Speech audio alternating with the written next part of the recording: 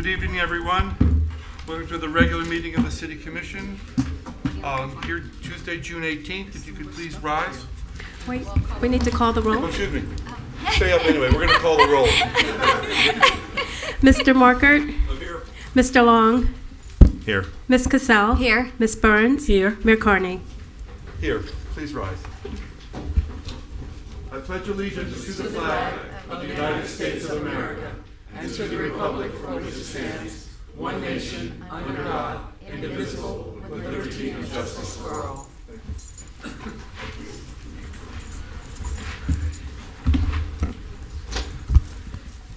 Okay, we have the approval of the agenda. We have certain items.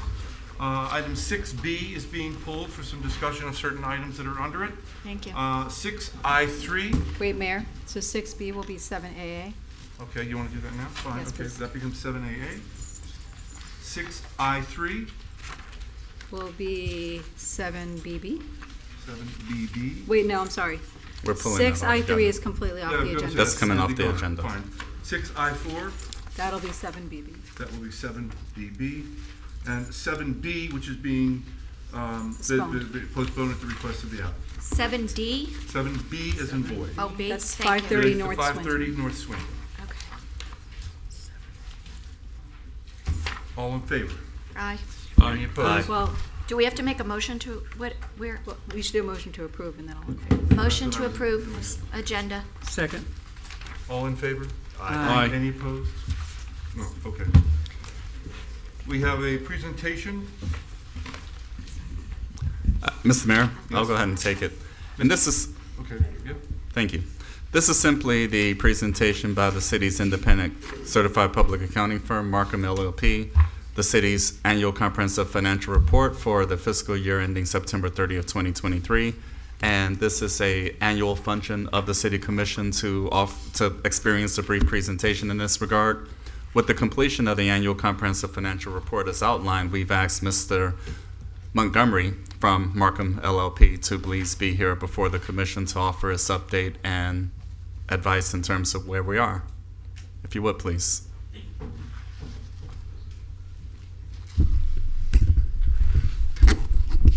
Can you guys hear me? Yes, sir. Good afternoon, Honorable Mayor, City Commission, City Manager, and residents of Delray Beach.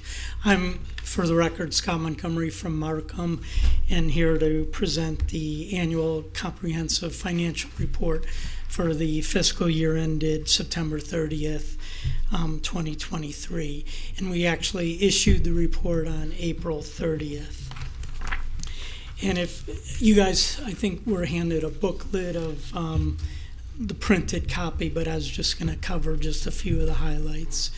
On printed page 1 is our audit opinion, and we audited the government activities, the business type activities, the discretely presented component unit, each major fund. And as of September 30th, 2023, and the second paragraph is our opinion, and we said the financial statements are fairly presented and in all material respects. And this is unmodified or referred to as a clean opinion. And that's the highest opinion auditors can provide. And that's the only opinion the city wants to be associated with. And then in our audit, it also covered, we audited in accordance with generally accepted auditing standards and also government auditing standards, which is a higher level compared to the commercial side where we have to test compliance and internal control. And it also included a single audit. The city had both a federal and state single audit. And the single audit awards was about $8 million, and that was the federal award was the coronavirus or ARPA grant, and there were 2 state single audit grants we tested. One was Tropical Island roadway and underground improvements, and the alternative water supply. If you want to flip to page 19, this is your statement of net position. This is printed page 19. It might be different if you're viewing it on a screen or a PDF, but this is the equivalent to the balance sheet for a commercial entity, and this is on a full accrual, and it's called a government-wide statement because it includes all activity, including long-term activity, capital assets, and debts. So the total column at the end of the year, the net position was about $400 million. And the biggest components of the financial position are your cash and investments, and it was roughly about $240 million. And then there's restricted also cash and investments. And then capital assets are the biggest chunk in terms of the asset categories. And then the liability categories are the debt, the various debts, with the net pension liability about $122 million being the biggest component of the liabilities. And then in terms of the net position, it's broken down into three components: the net investment in capital assets, and those are items you can't really put your hands on. They're the capital assets net of debt, so that's not really spendable. But then the restricted portion for various categories: capital improvements, debt service, law enforcement, and then the unrestricted was about $80 million in total. And I should mention this statement includes a component unit, the Delray Downtown Development Authority, which is separately audited and combined or put into the financial statement. And then also the Community Redevelopment Agency, which is separately audited, but that's a blended component unit put into the financial statements. And then there is a joint venture you have, which is also included, the South Central Regional Wastewater, which is a joint venture with the city and City of Boynton Beach, which does wastewater disposal. And then if you turn to page 20, this is the statement of activities, which is the equivalent of your income statement. And if it starts with expenses, total expenses was about $252 million for all the categories, both governmental activities and business type. And then the charges for services, $95 million. You had operating grants, capital grants, but the net change year over year was $36.5 million of an increase. And then if you turn to the next page, page 21, this is the governmental funds, and this is on a modified accrual, kind of similar to the budget. And this doesn't have any long-term items like capital assets or debt. It's more kind of what you're spending, kind of like almost a cash basis, but there are some accruals for the next 60 days. And then if you look at that, your net fund balance was $168 million in total, and the general fund had like $58.8 million of fund balance. And then out of the components, restricted items was about 23%, and that's, those categories: debt service, capital improvements. Assigned was about 48%, and then unassigned was about 29%. And then if you jump to page 23, this is the statement of revenue, expenses, and changes in fund balance, and that kind of shows the categories and the funds year over year. This is equivalent to a income statement. And your biggest category of revenues is taxes, that top line, and that's both, ad valorem and the various other taxes. And then in the CRA had a big increase in tax increment taxes, and those are all driven by the increase in property values. You had about a 15% year-over-year increase, which is great compared to some of the other municipalities.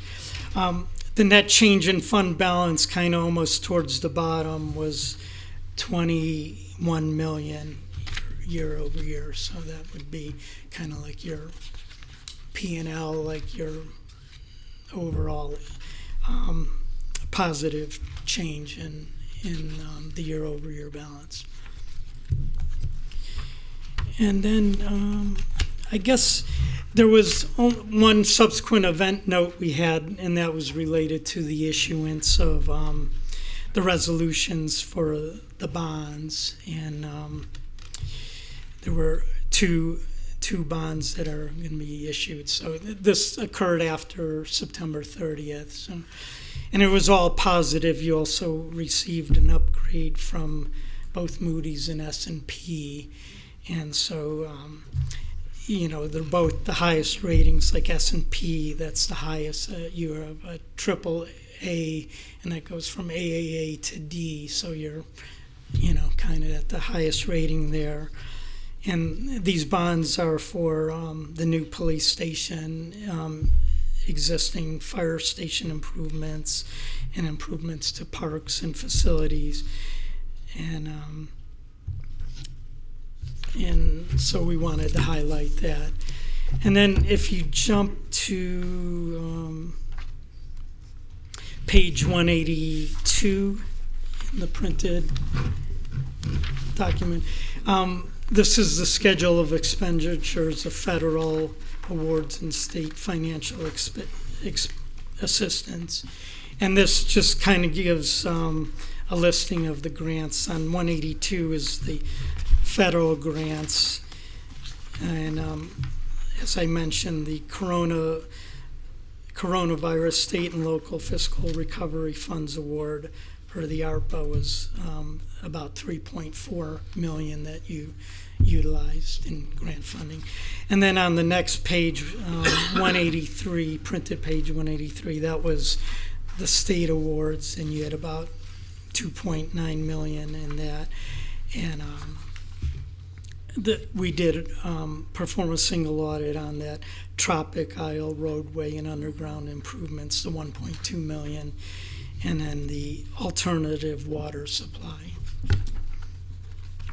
And then lastly, I guess I'm going to the schedule of finding and question costs, and this was on page 188 in our actual opinion, or our report 187. We did mention a significant deficiency that's been carried over, and that related to the internal controls over the payroll process. And this was a repeat finding, but during our testing we didn't have any issues, but since the implementation is still ongoing, as of September 30th, it was I think there was like 4 phases of the project, and I could probably let the finance department explain that better, but it should be cleared up next year, once all this is implemented. And that related to the time system and the tracking of employees. And I don't know if you want me to go into much detail, but like I said, that should be resolved, because I believe they're in either the last phase or going to be. And other than that, subject to your questions, I also wanted to thank the finance department staff, both Hugh and his team, Carmen and Laura, and all the other departments that assisted us in getting through the audit. Thank you very much. Commissioner Long, any questions? Commissioner Markford? No. Commissioner Burns? No. Commissioner Casal? I have questions. Quelle surprise. I know, you're not surprised. I apologize.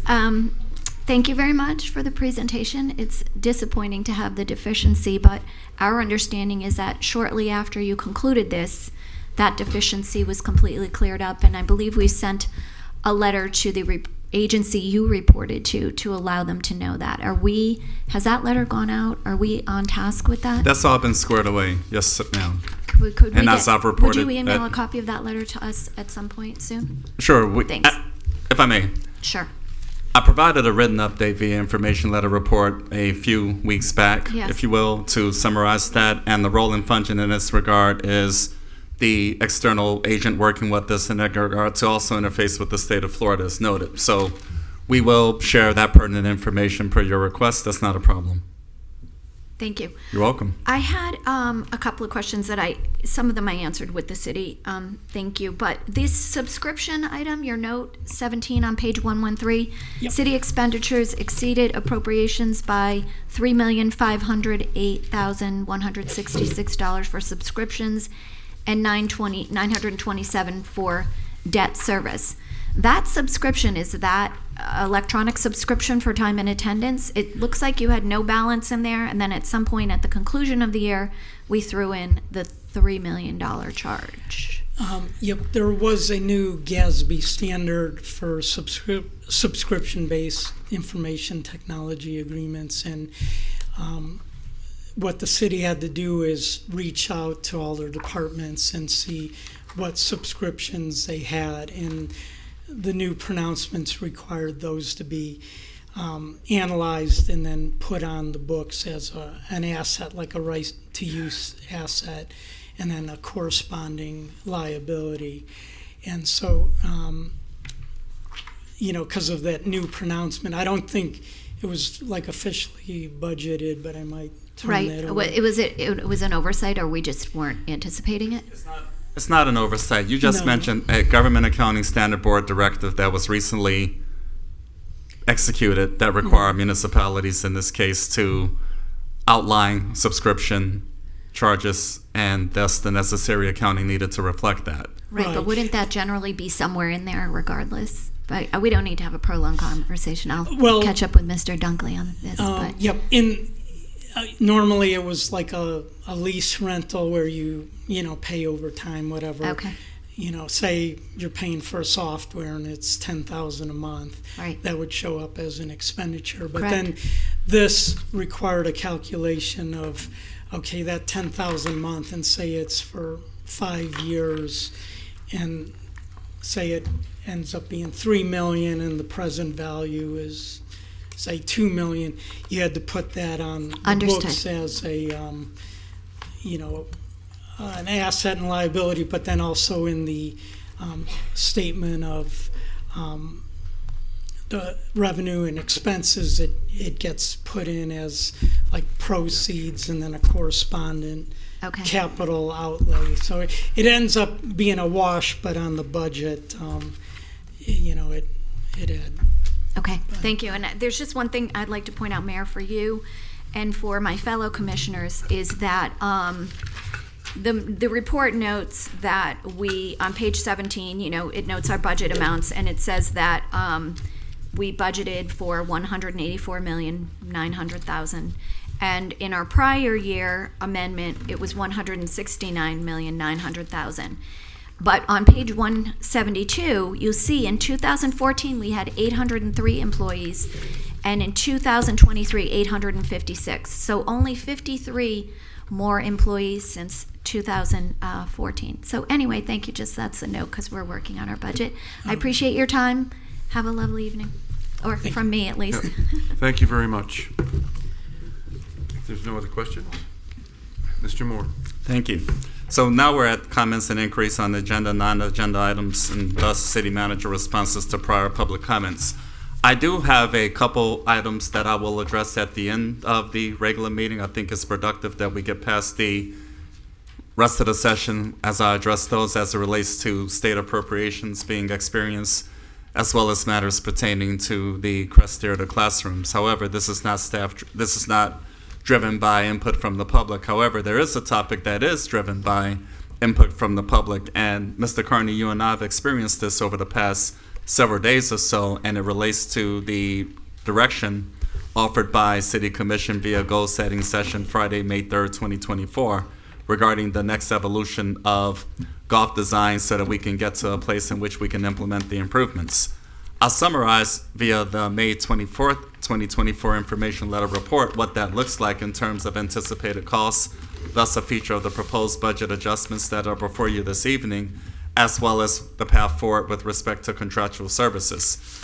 Therefore, I thought it would be appropriate for us to offer a brief presentation in terms of what that looks like relative to why we are where we are, and to quantify, if you will, the direction having been offered May 3rd and the specifics associated therein, so that the City Commission can likewise become comfortable in terms of the next steps, but most notably to give the public concerned about this an opportunity for better understanding. My thought was, it's 1.75 million adjustment to the budget. So I just wanted to let everyone understand what we're doing, so to speak, for that 1.75. Yes, sir. That's so that the we're principal, addressing the issue. Yes. Yes, sir. That's the principal basis of presentation. And given the historical content associated therein, I've asked Director of Public Works, Missy Barletto, to assist us with a brief presentation to summarize that point as well as why we are where we are. Ms. Barletto, if you would please. If I could have the presentation up, please. Thank you. Good evening, Missy Barletto, Director of Public Works, and I'm here to talk with you this evening about the Delray Beach Golf Club contracting and how we're moving forward with completing the design for the renovation of the golf course. So just to start us off with a little bit of history, back in 2016, Sanford Golf Design completed a master plan for the golf course. Following that, in 2015, 2016, 2017, and 2018, United States Golf Association did site visits at our golf course and made recommendations, not reservations. And then in 2017, the National Golf Foundation the National Golf Foundation actually completed a business plan and how to move forward with the recommendations for renovation of the golf course. All three of these agencies, organizations, had similar recommendations. They had a very consistent theme between them, that the golf course needs a full-scale renovation that includes irrigation, tees, fairways, bunkers, greens, and cart paths. The maintenance building facilities need to be improved, and they need new maintenance equipment. Added on to the top of that are the two bridges at the golf course. The South Bridge actually is in need of replacement since about 2005, so it's getting very close to its end time when we will not be able to use it any longer. And the North Bridge, that is the vehicle bridge, needs significant repairs according to an FDOT study that was provided to us last year.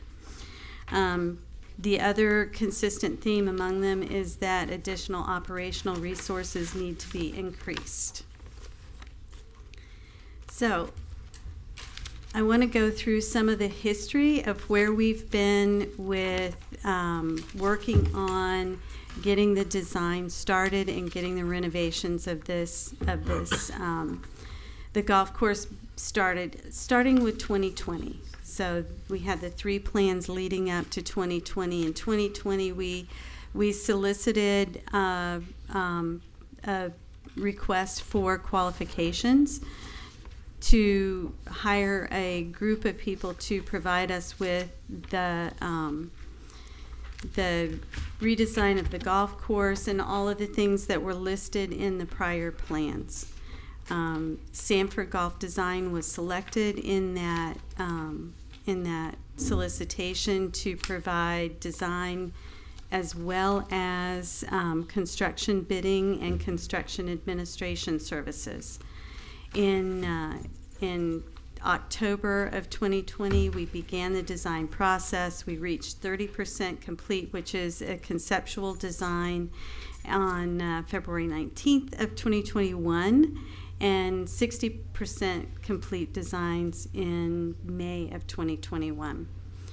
That following June, at the commission goal setting in June of 2021, commissioners looked at that design and asked to expand the design criteria to include additional amenities for the public, and the project was placed on hold pending other types of considerations, which is where the P3 idea came into play, and we first started looking at the P3 idea in March of that year. The original agreement with Sanford was terminated as the public-private partnership, or P3, considerations moved forward. In 2023, the P3 options were not popular with the public. They were not approved by the commission, and those options were tabled. And then in May of this year, at our commission goal setting, you reached consensus to move forward with the original design plan and get the construction of the golf course renovations moving forward. And in order to maximize time and cost and efficiency, you asked us to re-engage the Sanford golf design contract, and we have begun conversations with them about how we're going to move forward with that.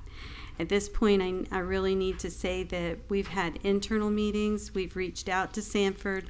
They are willing to re-enter into the contract with the city, but we have not initiated any kind of scope or fee negotiations with them to date. In our initial conversation with them, the first thing that we asked them about how much they felt that they would require to pick the contract up. The $1.75 million that you have in your budget adjustment in item 6B reflects what they felt the most that it could possibly cost. That was their top number. So we're looking at the original contract with them was for $2.2 million, of which we spent just under $770,000. And that original scope of work includes golf course renovation, the on-site raw water main replacement, the South Goth Cart Bridge replacement, North Bridge repairs, a new maintenance facility, parking lot improvements, and both bidding and construction phase services. So the pictures on this slide at the very top, I wanted to show that some of the things that have already been removed from this contract. The top picture shows how the raw water main from the golf course actually goes through town. It crosses under a railroad crossing and comes all the way to the water treatment plant. The piece of that construction that would be off of the golf course property was removed early on. And therefore on the list below, you see what the 2021 price estimate. There you only see $1.004 million for that water main replacement. And we're going to talk a little bit more about that in a minute. So in our internal meetings, the Utilities Department has had an opportunity to really take a closer look at that raw water main transmission line, even as it exists on the golf course property. And they have asked us to, when we renegotiate the scope and fee for this contract, to first perform an analysis of the condition of that pipe, which basically means that we'll go and remove what we call a coupon. Everybody else on earth would call it a slice of the pipe. We'll take a look at it, examine the condition of that pipe, and see how much useful life is still left there. It's HDPE pipe. It's got a longer lifespan than many other types of water mains, and the feeling is that we probably will not need to replace that at this time, which will continue to reduce the costs of this scope and fee. At the point where the analysis is complete, we'll put a stop-go point. If the analysis shows that it's really in the best interest of the city to replace the pipe at this time, then we'll move forward with that design. If the analysis shows that it has a lot of life left in it and there's no reason to do it now, then we will remove it from the scope and the cost will be further reduced. So design contracts are different than construction contracts in that they're based on hourly rates for professional services and expected time to complete. So I just wanted to say that up front. We're not pricing out how much a linear foot of pipe is when we talk about design services. So the original contract fees are listed here. They came to just under $2.2 million. Of this amount, I can already tell you that the engineering and landscape design element included nearly $500,000 for the off-site raw water main. That has already come out of this scope. And then in addition, there's a remaining $733,000 of this amount that includes civil and structural design for the golf course, as well as the on-site raw water main and raw water wells replacement and rehabilitation, which that raw water main and the water wells replacement and rehabilitation also will likely be coming out of the scope of this contract. But we will include the civil and structural design for the maintenance building, the parking lot, for the other elements of the golf course renovation. To the right of that is the master plan that was developed back in December of 2020 for what the new golf course design will look like. And that is what it looked like in 1940. And that concludes what I had to bring to you this evening. And I welcome any questions or comments. Thank you. Commissioner Long, do you have any questions, comments? Commissioner Markert? No. Commissioner Burns? Commissioner Casal? Missy and I have discussed this already, and I appreciate the presentation. I mean, it's unfortunate we've experienced a large increase, but the 60% completion, it's the course, the wells, the maintenance, building, bridges, parking lot, landscaping. Do you think we can negotiate that price a little bit on the design in light of the fact that it is, A 60% design is basically puts everything where it is. Right. The 100% design gives you actual construction plans. Okay. So So you're saying this last 40 is actually a lot more work than it Yes, sounds like, it relating is. to the ratio. Okay. it is. Because that was my question, whether you're 60, sorry. if you're 60 is 800,000, how come it's another Yeah, million this- to get this- your last 40? The 60 shows you where everything's going to go and what it's going to look like. Okay. The 100% plans gives you detailed instructions on how to build it. I guess I just, I use a different, so it wasn't really 60% of the whole, it was 60% of a component of the whole. Yes. Got it. Got it. Any other questions? I yield at this time, Mr. Mayor. I'll we- follow up later. Okay. Could we just ask Mr. Moore one question, not related to this, but related to the information letter? You had an item in your information letter, clarity regarding utility billing charges involving the Office of Inspector General.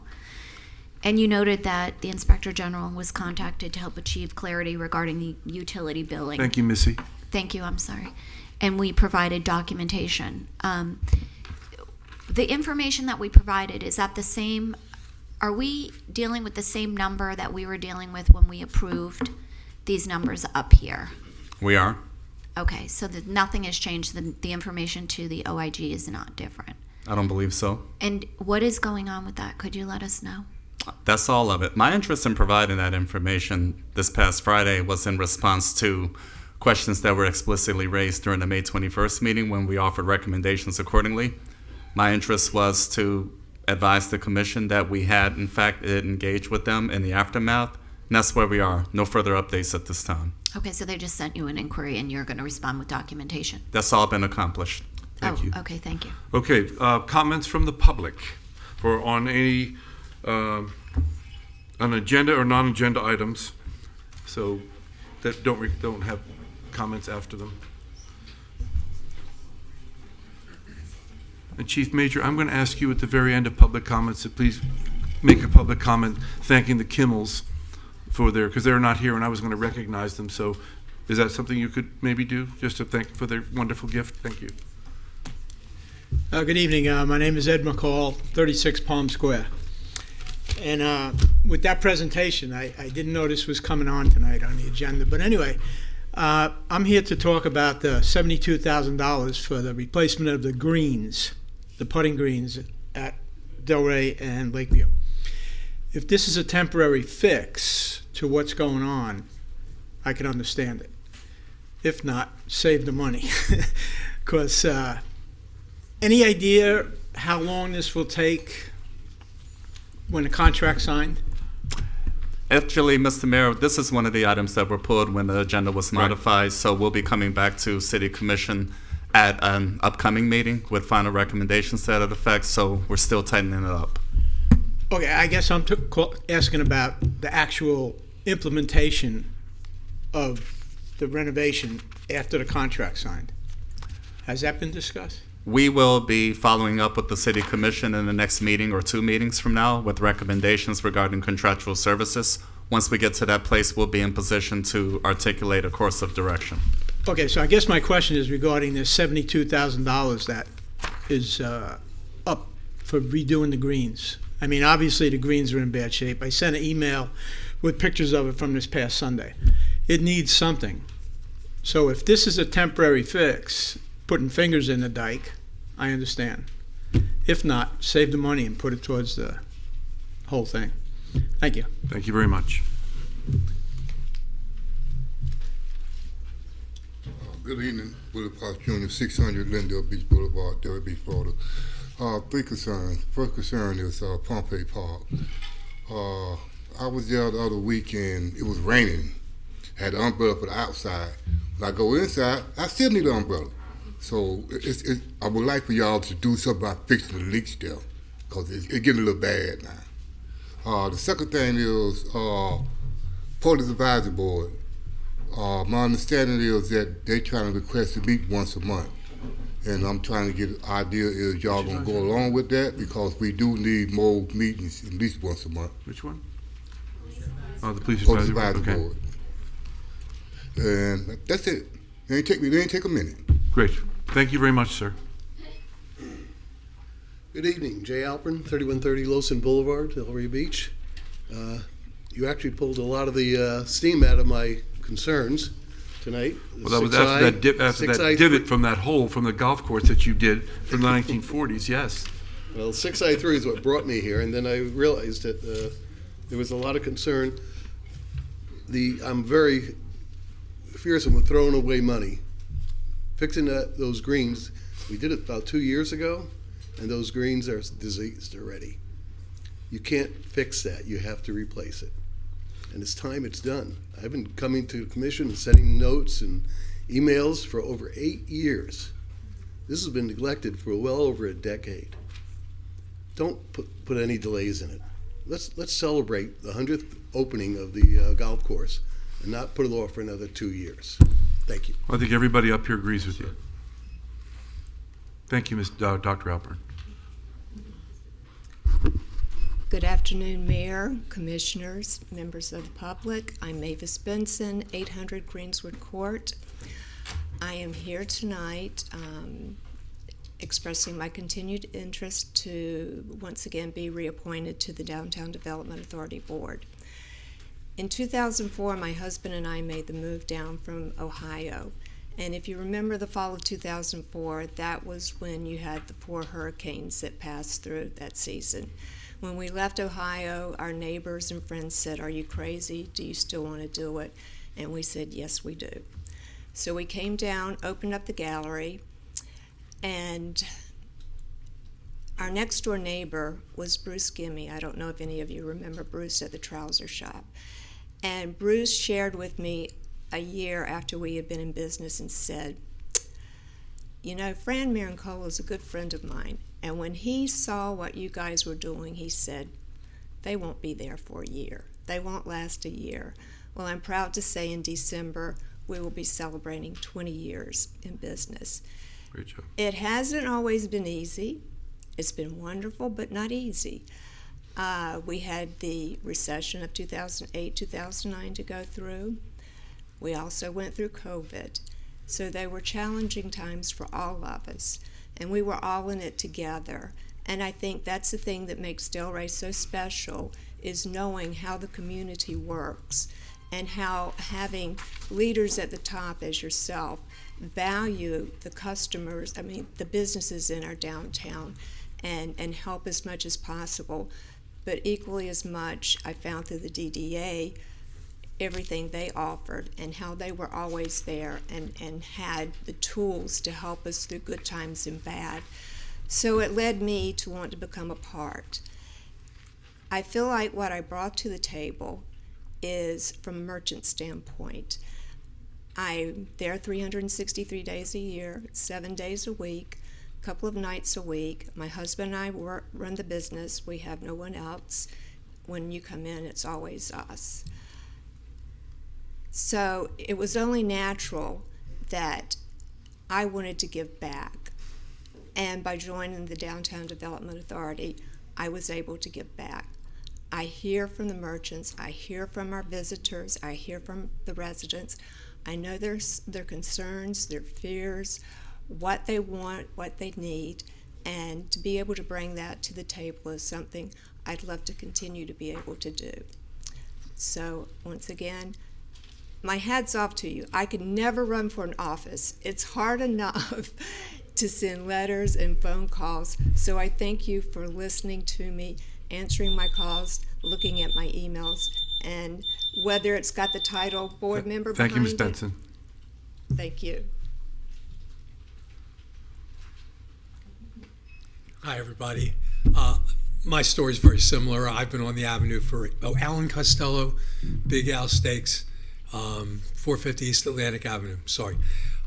My story is very similar. I've been on the avenue for 18 years, and I was in the DDA board for 7 years, and I'm looking forward to being back on the DDA board to help us put together the old school square.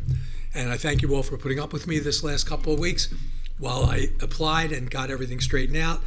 And thank you all for considering me. Thanks. Thank you very much. I've asked Chief Mazur that we had an item on the agenda, 6E.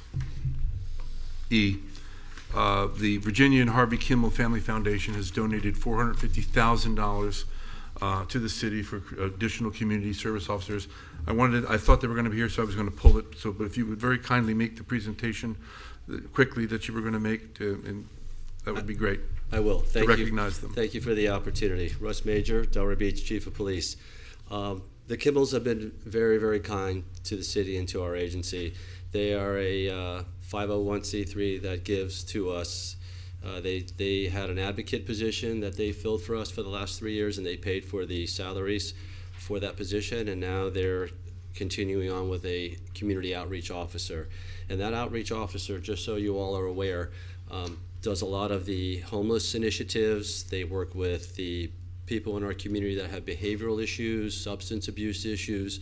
They host a lot, these officers host a lot of the transients that have problems within our community. And just to have an officer doing it, we are a community founded police department, but we found that having the specialty within our police department takes us to a whole nother level in dealing with these types of issues.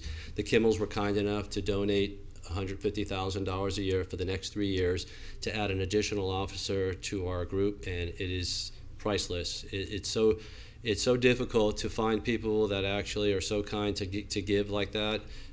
They've done it now for the last 3 years, and we're going to be doing it for 3 more years. And it's a position that we can actually use in this agency.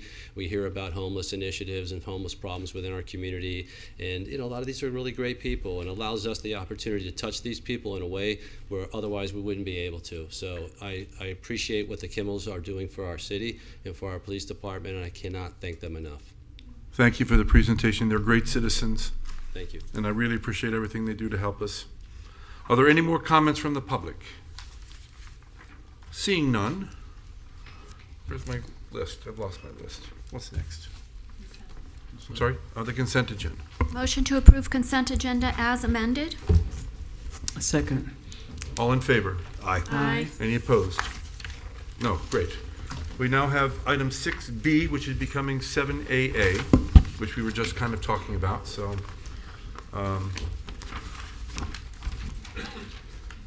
Ms. Cassell, you said you wanted to pull this. Is there a particular item on this that you wanted to discuss?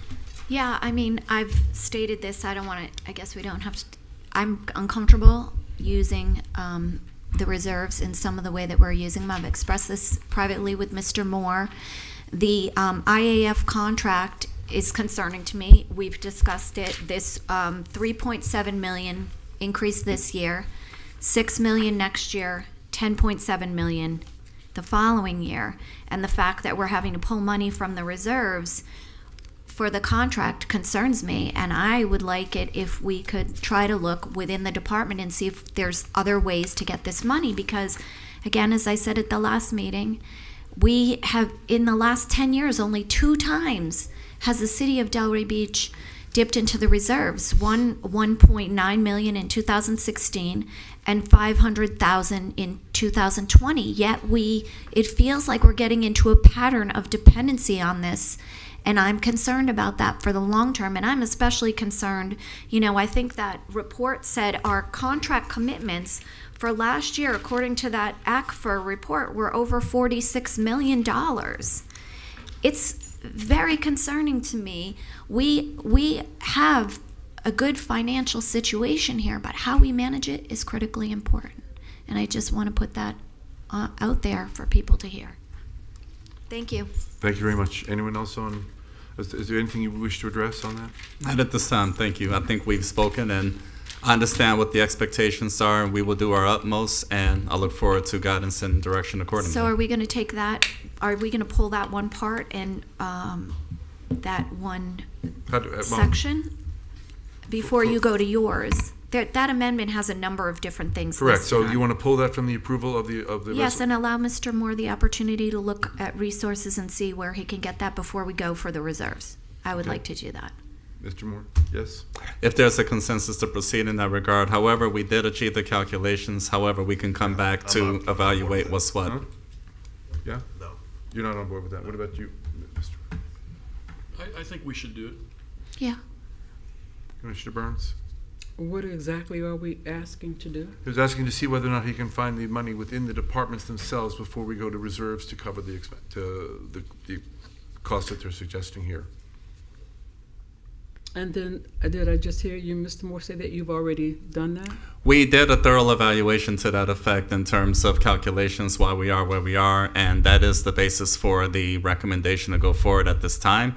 My focus, quite frankly, is the upcoming fiscal year and the fiscal year beyond that as well, so that we can aggregately be upfront in terms of what the expenses will look like. And quite frankly, I think we'll have a better handle to achieve in that regard prospectively.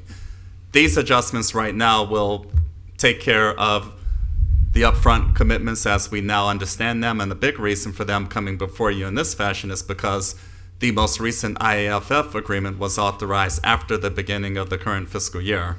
And I think we've discussed that pretty openly. We discussed that pretty specifically. And again, working to achieve proposed budget recommendations for the upcoming fiscal year, I think we'll have a better experience in that regard. If I may. Which is, let me ask you, which is the particular one It's you're... the first item under the, I'd have to pull up the... It's the general fire department operations, The ocean 1 rescue? Yeah, no, it's not ocean rescue. It's the, hold on.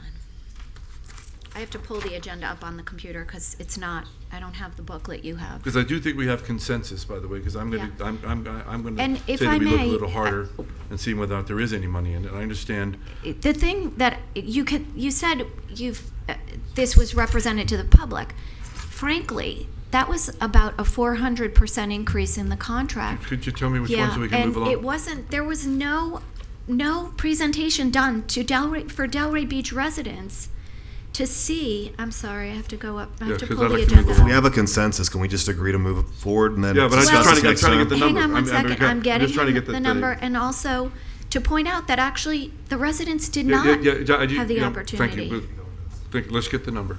Which Hold on one we're one sec, pulling I'm grabbing it. on the list, Yes, so we can move on. one moment, please. My phone's not. 6B, I have to open it up, just a second, please. I think I need the actual report. Don't you have it in your binder? I don't get a binder. I use the computer, I'm sorry. Yeah, it's one, sorry. It's one. Fine. Correct.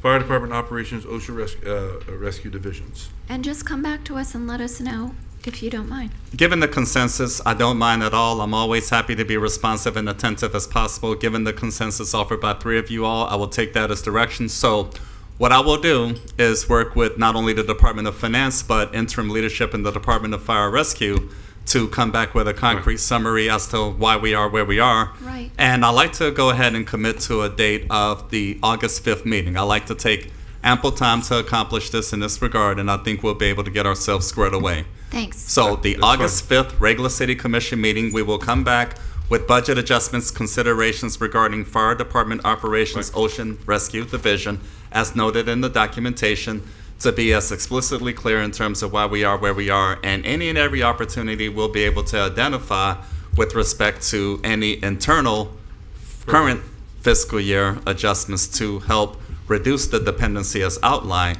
we will be well. Right. And I have to just ask this because we're talking about this. When we talked, you had said that the consensus was to look at an assessment to cover these contracts on each household.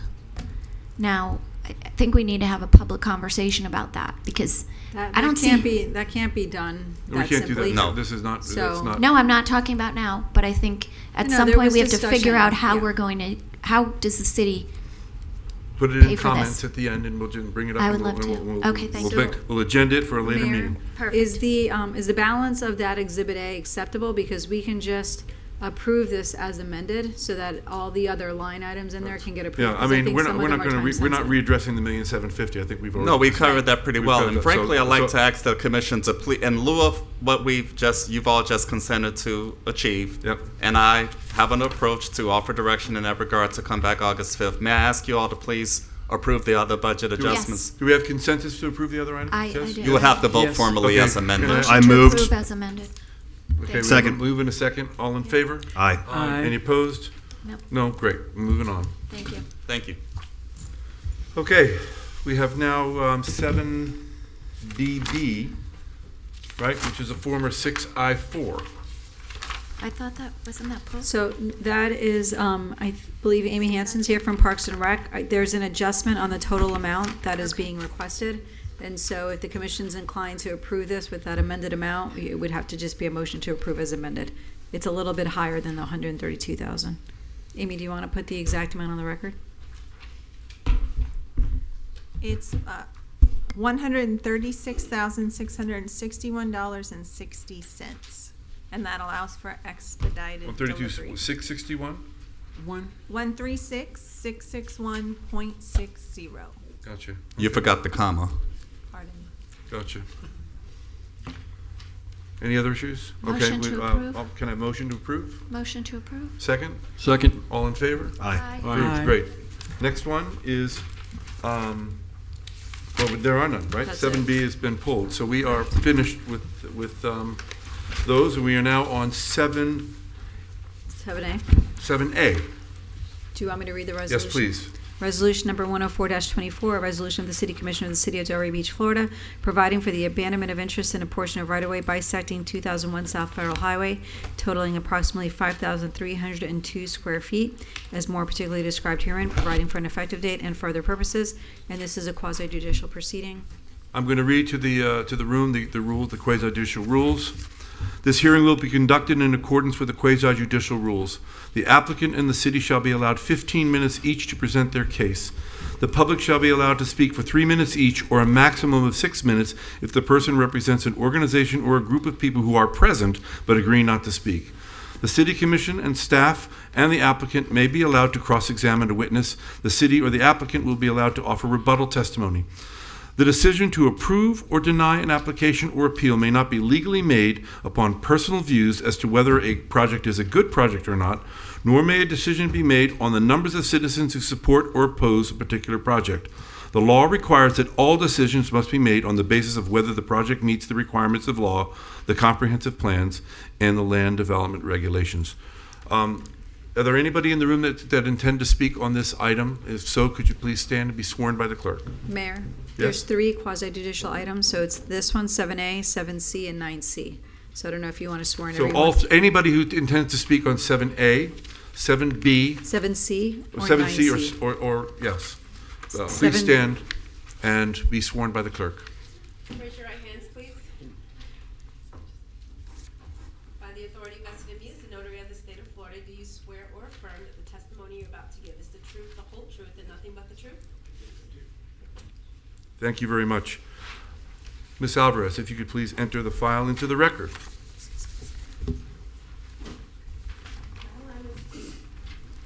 I would love to, but I do not have the file number at the moment, although I can say this is associated with. It's file number 2024-052-ABR-CCA. Thank you.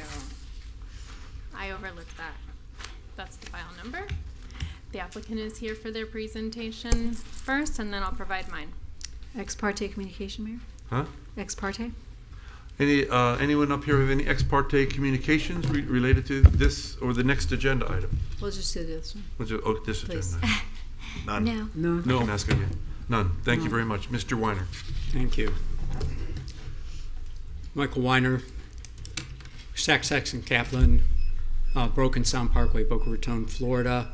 I'm here on behalf of MDR Motors LLC, which is a holding company owned by the Greco family. We are discussing tonight the renovation of the Mazda dealership at 2001 South Federal Highway.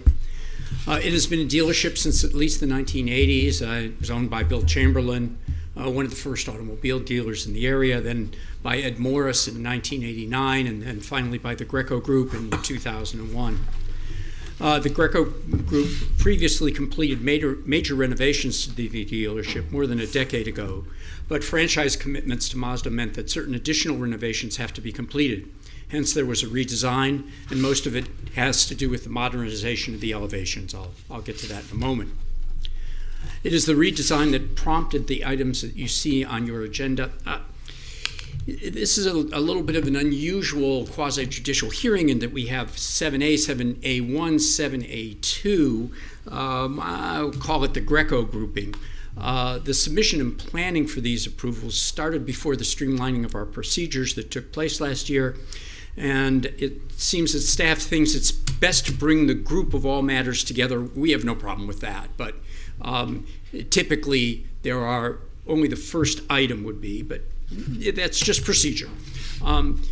So in actuality, only one item requires a vote. I'm not sure exactly how Amy intends to do it, but we don't have a procedural problem is what I'm saying.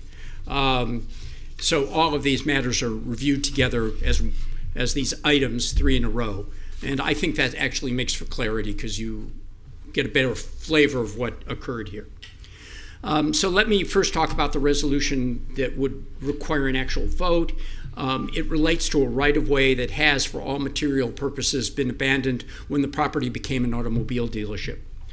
While, as I said, the property changed hands several times in those last 40 years, and the dealership was renovated several times, all of these technical abandonments never really occurred. No one seemed to have noticed them, but they came out when we did this site plan application. The staff thought it would be important that all of them go away. We are happy to have them all go away.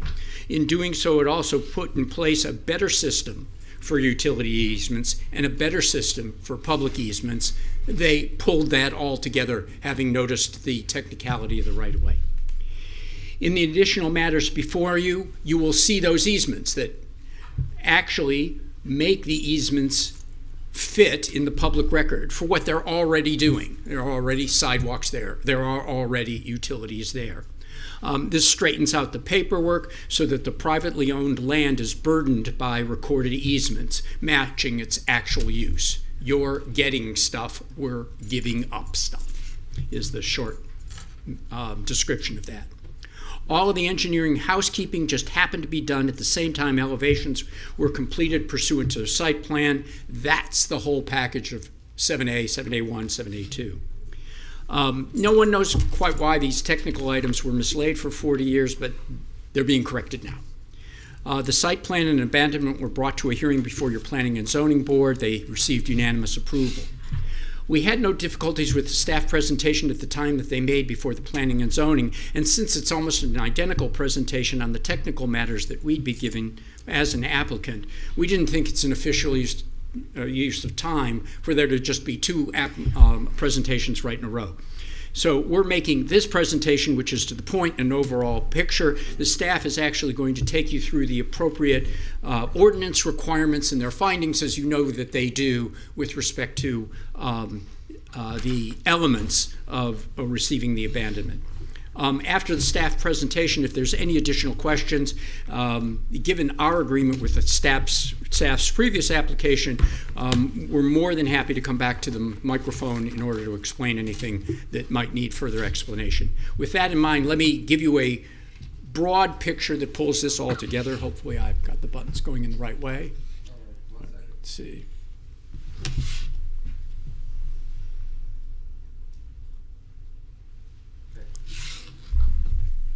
Well, that one is not the button. There we go. Thank you.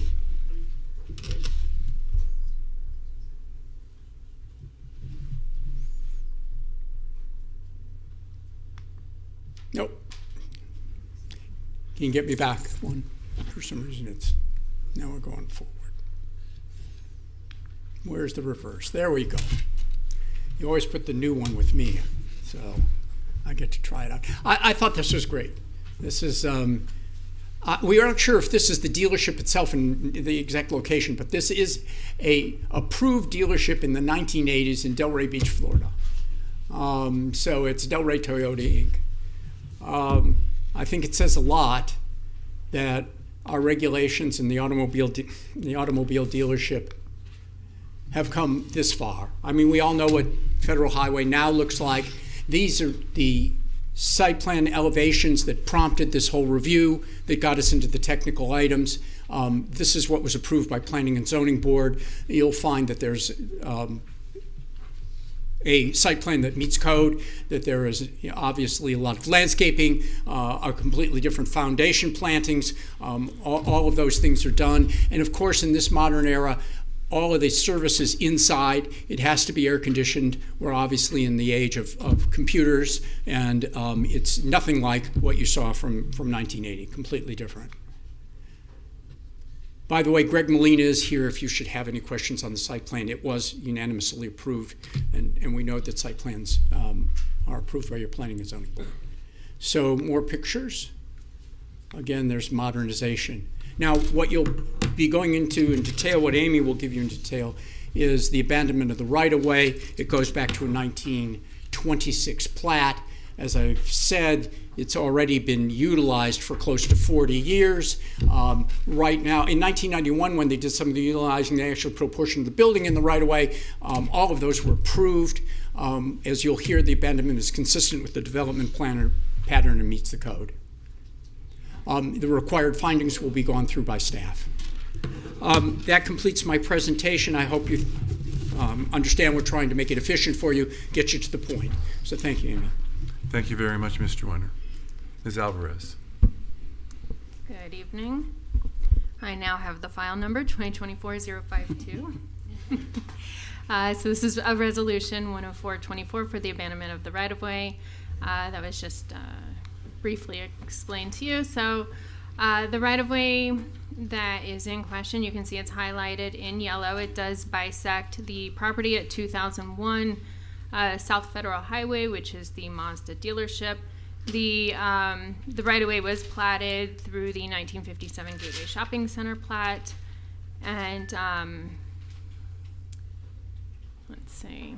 So as was noted, the abandonment came about through the review of a level 3 site plan application, which was requesting modifications to the existing dealership with some expansions through a 2-story addition to the existing building. And again, you can see, hopefully, that there is a building that exists and runs through the platted right-of-way. The Planning and Zoning Board, as it was mentioned, reviewed the site plan and provided a recommendation. They approved the site plan 5-0. That was their vote. And this item is an appealable item on your agenda, and it's the next item. It could not be a consent appealable item because of the abandonment. So that's how we got to where we are. So with abandonments, the process, it requires that the city engineer provide a recommendation. Our city engineer does recommend approval. And again, at the Planning and Zoning Board meeting, a recommendation of approval from the board was provided 5-0. There are conditions that can be approved on abandonments of right-of-way. One of those in this case is that the applicant provides a general utility easement agreement, and that is another one of your sub-items after the abandonment. All of these sub-items, for the most part, essentially would have been on consent, but again, because of the abandonment, they've had to be listed specifically on the agenda on the irregular portion. So once the abandonment is approved, if it is approved tonight, it'll be recorded concurrently with that general utility easement. We need to look at the comprehensive plan and whether or not it supports the abandonment. We do have a couple of policies that talk about trying to maintain our gridded network throughout the city and not to grant abandonments unless it's conclusively demonstrated that there's not a need for it. But as has been explained, there's been a building constructed within this right-of-way since 1991, and it's really not used as what it was platted for. So in your findings, you need to look at whether or not there's a need for the use of the right-of-way. Does it prevent access to a lot of record, or will it impact access or utility services? So again, Planning and Zoning Board reviewed this. 5-0 vote was their recommendation, and you do have concurrent items that were mentioned as well. Once everything, if the abandonment is approved and once everything else is approved, then there's a plat exemption that is also associated with this, but that would be administratively reviewed and approved, and so that's pending. Great. Thank you very much. Are there any members of the public who wish to comment on this item? Seeing none, is there any cross-examination of by staff to applicant or applicant to staff? Since our presentations are almost identical, no. Oh, thank you for those short words. Any discussion on the commission? No. If not, can we have a motion to approve? Motion to approve. Second. All in favor? Oh, no, it's quasi-judicial. Why don't we just vote? Yeah, good idea. To you. I know I could do it. That's right. Call the roll. Mr. Long? Yes. Ms. Cassell? Yes. Ms. Burns? Yes. Mayor Carney? Yes. Mr. Markert? Yes. Perfect. Thank you for your efficiency. Thank you very much. So that motion to approve was for everything? Because there's 7A1. Yes, 7A, 7A1, and 7A2. But the other two, yes. Is that correct? Whoever made the motion? Sure. Yes. Is that with the second is okay? Yes, it's all three. 7A, 7A1, 7A2. Thank you very much. Did anybody else have a problem with the rules? Huh? Did anybody have a problem with the rules? No. Okay. Item 7C. Again, this is quasi-judicial. If you're going to speak on this and haven't been sworn, please let me know so you can be sworn. Otherwise, would you please read the resolution? Resolution number 137-24, a resolution of the City Commission of the City of Delray Beach, Florida, approving a waiver to Section 4.5.1 of the Land Development Regulations to approve the demolition of structures located at 19 Southeast 2nd Street, 148 Southeast 1st Avenue, and 130 Southeast 1st Avenue, prior to the issuance of a building permit in accordance with the certificate of appropriateness for the project known as Magnolia Place, as more particularly described herein, authorizing the demolition of said structures in conjunction with the issuance of building permits for the foundations, providing a conflict clause and effective date and further purposes. And this is I'm sorry. I know, and you guys are going to fail. What else is new? Yeah. Anyway, ex parte. ex parte. Any ex parte communications on this item? No? No. Ms. Alvarez? I spoke to the applicant on this item. Okay, that would have been a yes. Yes, I didn't say no. Okay, any others? I have spoken with the applicant about it, but not lately. Okay. What did, I don't even, let's see, did I? This is Magnolia Place. Magnolia. The, I spoke to the applicant prior to the approval of the first project, so but I'm not about this the ex particular parte aspect. would be relevant to this. No, to we have this not waiver. spoken. Oh, then I'm not sure if I did either. No. I don't know when I spoke. Okay, thank you. Ms. Alvarez? Thank you. I do have this file number for the record, 2024-156. And the applicant is here for his presentation. Mr. Mayor and Commissioners, for the record, Gary Leopoulos. Address is 1045 East Atlantic Avenue. We are with GE Architecture. We are the architects on this project. We're representing Seaside. I think tonight what we're asking for is a technical procedure. You've got a couple things that are happening here. One is we have 5 lots that we are replatting. There are some existing structures. So the normal procedure would be the following. We would get the property replatted. We'd come in for a full building permit, and then we would do the demolition. That's definitely how it always occurs in the historic districts. The goal is not to knock down historic structures prior to having building permits, because otherwise we could get stuck with vacant lots where people are just trying to flip the land. So this is a little different in the fact that you can't get a plat without knocking down the buildings, because some of the buildings are crossing the proposed lines that we have. So therefore, we can't get a building permit. So it's that old expression, which I don't like, but it is what comes first, the chicken or the egg. So what we're trying to do is the following. We do not want to come in and ask for the demolition of these buildings without actually making a commitment. Today, we actually submitted for all 5 buildings for foundation permits. So we will be coming right out of the ground ASAP. Unfortunately for Seaside, they probably should have hired another firm to get the other drawings all done. We're a little behind on that. We're hoping to have all the buildings done by the end of this month, and then we'll come in for those building permits also. But I'll go through here really quick for you. This is a project that's already been approved. It's already received approval for the plat, if you will, not the formal approval at the county.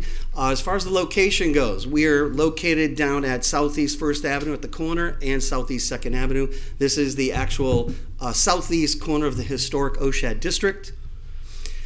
Here's what you have before you tonight. The issue before the board is the sequence of demolition and construction of the approved project.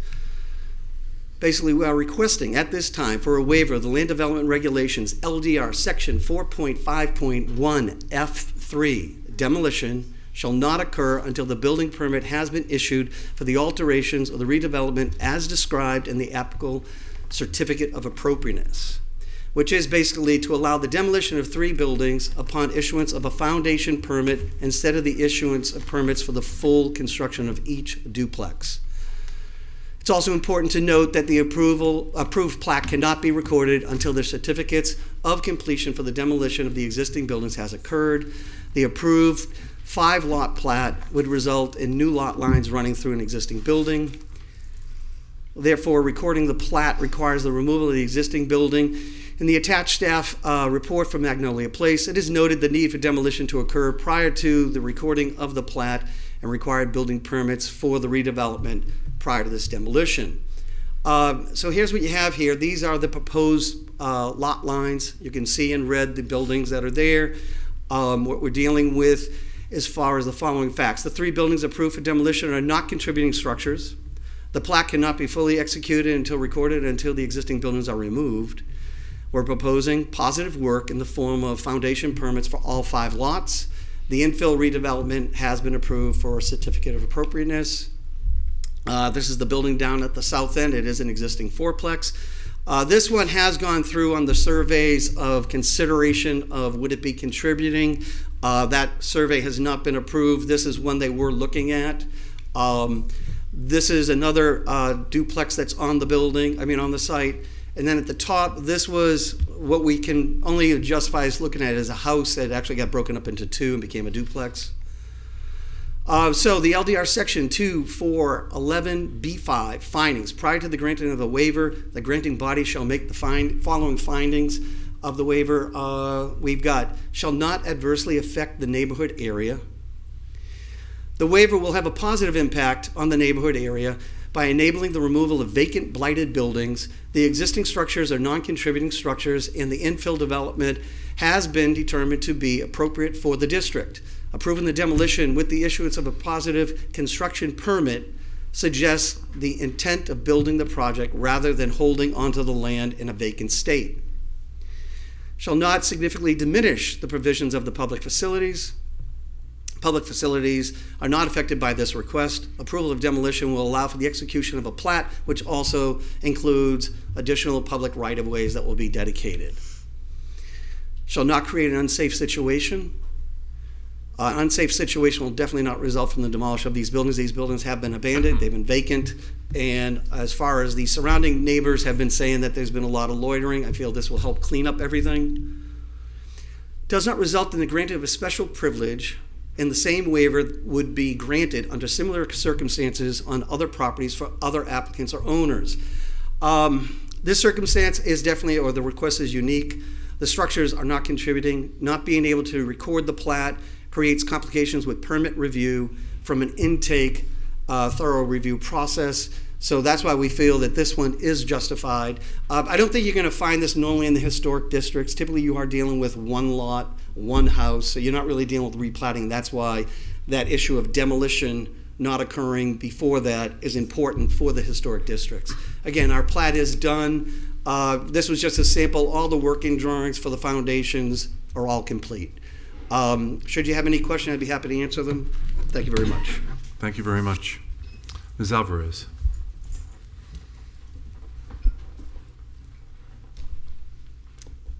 Thank you for being so thorough. I don't know what else I need to add, but Thank you, Andy. I'll do my best. All right, so resolution number 13724, this is a waiver. Again, file number 2024-156, and these properties are in the Old School Square Historic District, located in the area outlined in red on the aerial. And again, the waiver is to allow the demolition of the three non-contributing buildings, my apologies, to occur concurrent with the issuance of a foundation permit, as opposed to the issuance of the permit for all of the redevelopment included in the approved certificates of appropriateness. And so there's that distinction. They are requesting the issuance of the foundation permits. I mentioned it's in the Old School Square Historic District. This is the approved site plan. You can see the 5 duplexes that are on the area of land that is currently for properties. March 5th, 2024, at the City Commission, at that time, under appeal, the COA, the demolitions, there were some variances and waivers associated with it, again, for those 5 new 2-story duplexes. And then the plat was also approved at that time. Just some additional photos. I think we're familiar now with it from the applicant's presentation. And then just, you can see the lines of the new plat overlaid with the existing structures. And so the reason that the structures need to be demolished before we can record the plat is so that we're not creating these nonconformities here. Just a few factors. The applicant actually went over all of these, so I appreciate that. And we do want to note for the record, I know, we went through the whole COA process and that approval, but now we're coming back following a few months later with this waiver.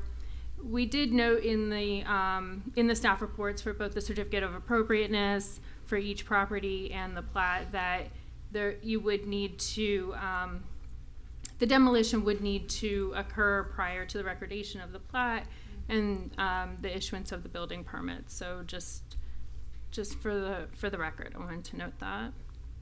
So again, there's findings that this adjustment as far as the type of permit that's issued, that it won't adversely affect the neighboring area. They are proposing positive work, that they won't diminish the provision of public facilities, not create an unsafe situation, or that it's not a special privilege. So the Historic Preservation Board reviewed this request on June 5th and recommended approval on a vote of 4 to 1. And that concludes my presentation. Great, thank you very much. Are there any members of the public who wish to speak on this matter? Seeing none, is there any cross-examination from the applicant or the city? None, great. Then to the commission, any discussion? Mr. Long. Sure, I'm happy to start it off here. Yeah, I don't even think this would be before us were it not for some technical issues that you guys incurred, like some sequencing issues with the city. But, I mean, really, we're just talking about the demo of a few non-contributing structures that are vacant, meets all the waiver requirements, from what I can tell. It's approved by the HPB. Frankly, it's a great project for the area. Last thing I want to do is hold it up. I think this one's a no-brainer for me. So, thank you. Thank you very much. Mr. Markert. Yeah, I share Rob's comments. I think this makes sense to me.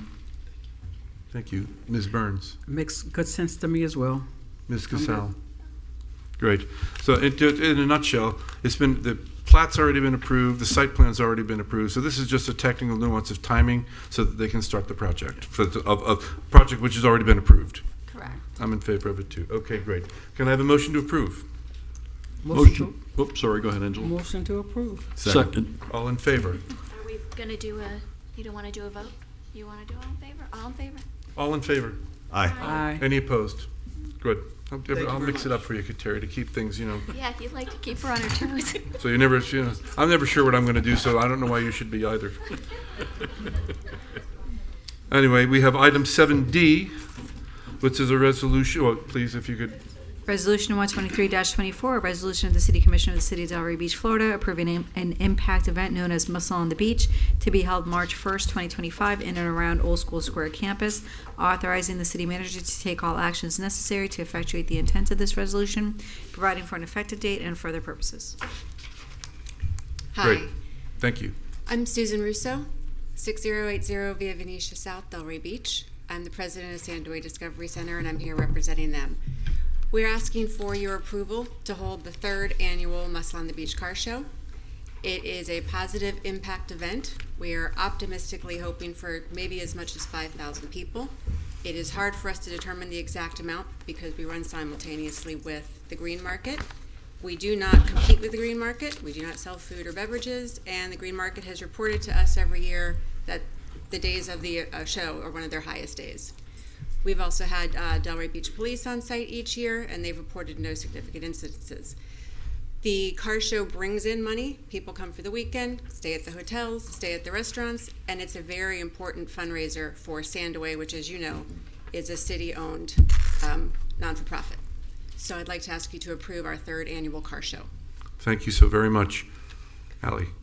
She basically covered everything I was going to cover. It's at Old School Square. The date for this year is March 1st. And then it's coming to be before you because it's an impact event this year with 5,000 people. And then this is the site map there looking at. It's a great event. To the commission. I would say it's a great event, and I was remarkably impressed, 2nd year, how much money you all got for the Sandaway, and I'm thrilled to support this. Great. Commissioner Burns? On board. Terrific event. Great. Can I get a motion to approve? Motion to approve. Second. All in favor? Aye. All Aye. opposed? Great. Thank you. Thank you you. very much, and good luck. It was a great show last year. You're moving along so Huh? We're doing our best here to move right along. What is the next? 7E. Yeah. Nomination for appointment to the Downtown Development Authority Board. This is my appointment, correct? Yes. I've spent a lot of time looking at all of these appointments, not just for this board, for all the appointments. And, you know, I've come to one conclusion, is that I would like to start trying to get new blood into a lot of these boards. I'm not giving anyone any pressure, but in my opinion, I'm looking forward to some new blood. So I am going to recommend Harold Van Arnhem, known as Sonny Van Arnhem, to this board. Second. Can I have a motion to approve? I mean, we have a motion. That's my motion. That's right. All in favor? Aye. Any opposed? Great. It's approved. 7D. Now these are two. You need to tell me 7F. There are two nominations here. The first one is to Commissioner Markert, and the second one is to Commissioner Long. Which one is one has to be a tax qualified and one has to be a regular, correct? Well, the minimum is. The minimum. Minimum, Okay. So these are, but these are not the at-large, correct? This is just for, they have to be tax qualified in order to sit here. Okay. Well then, to Commissioner Markert, you have the next appointment. I'd like to nominate Mavis Benson. Second. I'll second that. Can we have a roll? Sorry. Ms. Cassell? Yes. Ms. Burns? Yes. Mayor Carney? No. Mr. Markert? Yes. Mr. Long? Yes. Okay. May we have the second nomination? It belongs to Commissioner Long. Yeah, I'd like to nominate someone I've served on several boards with over the years, on both SPRAB and planning and zoning, and someone of great integrity that I think will be a great addition to the DDA, and that is James Knight. I would like to second that. Would you please call the roll? Ms. Burns? Yes. Mayor Carney? Yes. Mr. Markert? Yes. Mr. Long? Yes. Ms. Cassell? Yes. Great. What do we got next? We're into the 8s already. There we go. Ordinance number 18-24, an ordinance of the City Commission of the City of Delray Beach, Florida, amending Chapter 33, Police and Fire Rescue Departments of the Code of Ordinances of the City of Delray Beach, Florida by amending Police Officers Retirement System, Section 33.65, Administration, amending Firefighters Retirement System, and Section 33.79, Administration, to provide for staggered terms for trustees, providing a conflicts clause, a severability clause, authority to codify, providing an effective date, and for other purposes, and this is second reading. Great. Mr. Dunkley. Yes, good afternoon, Mayor, Vice Mayor, members of the Commission. Basically, this item is for both the police and fire pension boards.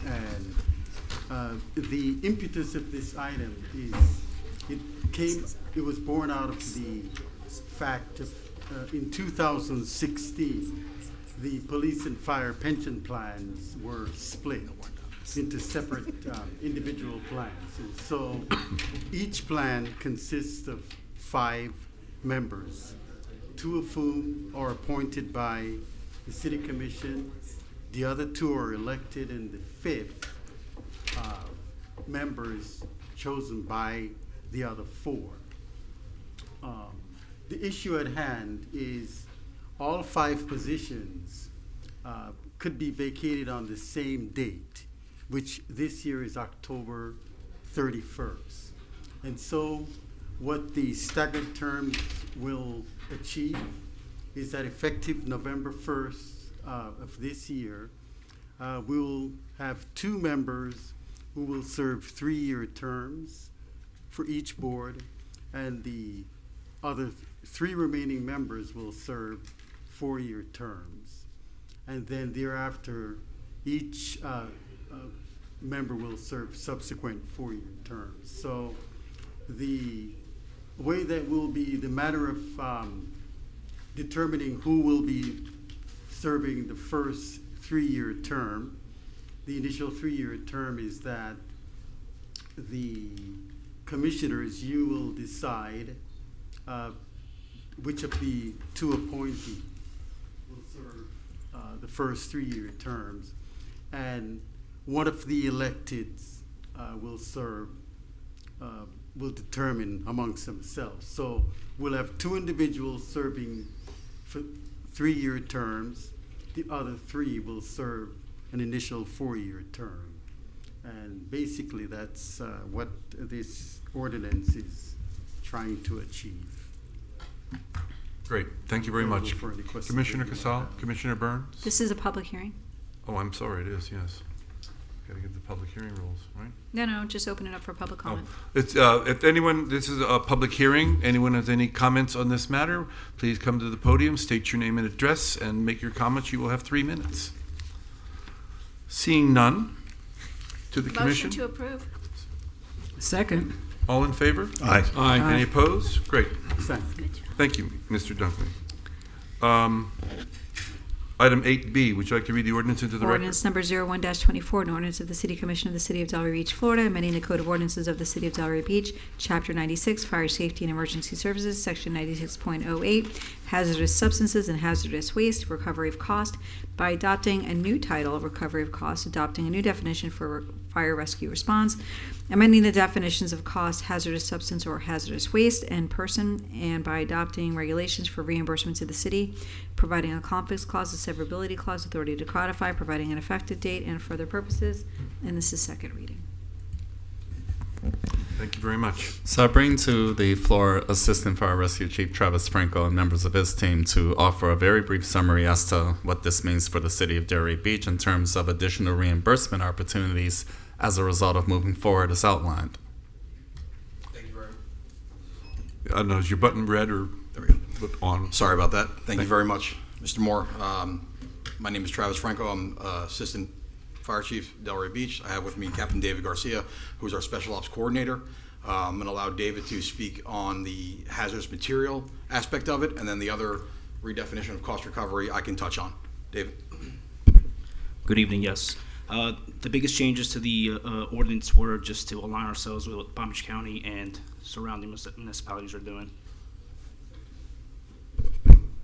The other ancillary changes as far as the redefinition of cost recovery was actually instructions from the previous commission as a result of the Pomosa Elementary fire, where we had tools and mechanisms in place should an event like that transpire again, and there was potential fire code violations that led to a fire of that nature. We would have some tools to at least look into recovery of costs for the suppression activities. Sounds good. To the commission, any comments for the Chief and Captain Garcia? No? Motion to approve. None? Can I have a motion to approve? Second. No, I need a motion. You motioned. I did motion, and Ms. All in Burns favor? made a second. Aye. Any opposed? Great. Thank you very much, Thank you. Captain and Thank you, Chief. Ordinance number 11-24, an ordinance of the City Commission of the City of Delray Beach, Florida, amending the Code of Ordinances of the City of Delray Beach by amending Chapter 96, Fire Safety and Emergency Services, by adding Section 96.18, Automated External Defibrillator and Bleeding Control Kits, to require defibrillators and bleeding control kits throughout the city for specific occupancies, outlining installation and operation, including location requirements, inspection procedures, and maintenance and use requirements, enforcement procedures, and providing definitions for automated external defibrillators and bleeding control kits, providing a conflicts clause, a severability clause, authority to codify, providing an effective date, and further purposes. This too is second reading.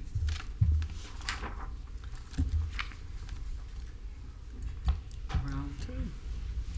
I know what it's on now. I know. Again, Travis Franco, Assistant Chief for Delray Beach Fire Rescue. I have with me our Division Chief of Community Risk Reduction, who oversees a lot of the outreach to try to make the community safer for our residents and visitors. And with that, I'll let Division Chief Joseph Mazzio give the presentation.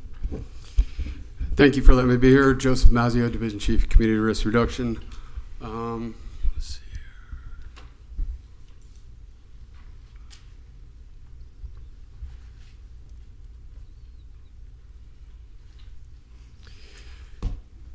Okay, for the reason for this ordinance proposal is there's enough data to prove that early defibrillation prior to the fire department arrival increases their survivability. And basically the public access for the defibrillation tools and the bleeding control kits actually will increase the survivability rate prior to our arrival. We can go to the next two slides. Did it work? Bleeding control kits are, they can be used for any kind of bleeding, stabbing, traumatic injuries, crushing injuries. And the next two slides are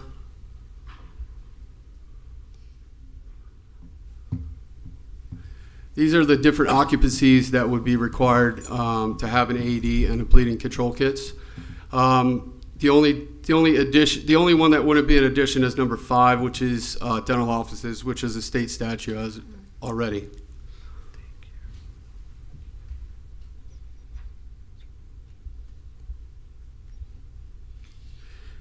That's the second list. Yeah, pretty good list. So the Fire and Life Safety Division does annual fire inspections for these occupancies already. So we would be checking for compliance while we're there. There'll be no additional fees for us to be checking for compliances. We'll be giving an 18-month grace period so we can educate and train. The fire department will be offering training upon request. We will do that within our normal business hours. No operational effect to our budget or for overtime.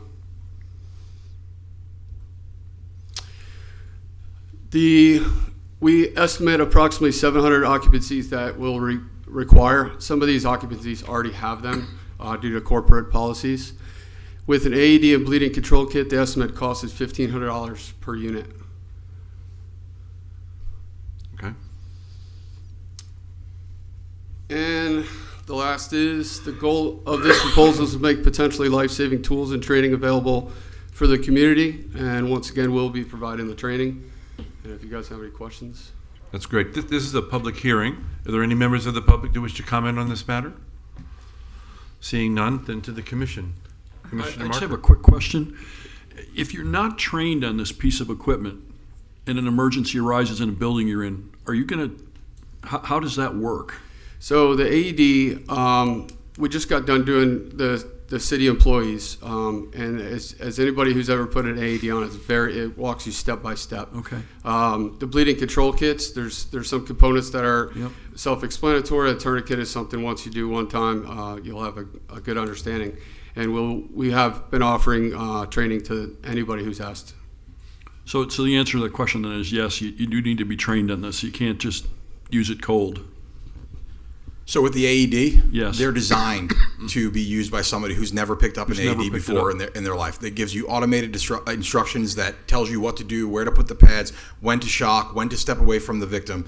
The bleeding control kits will require some training, which we are prepared and available to offer to any business or building that would need it. Okay, that's great. Great. Commissioner Long?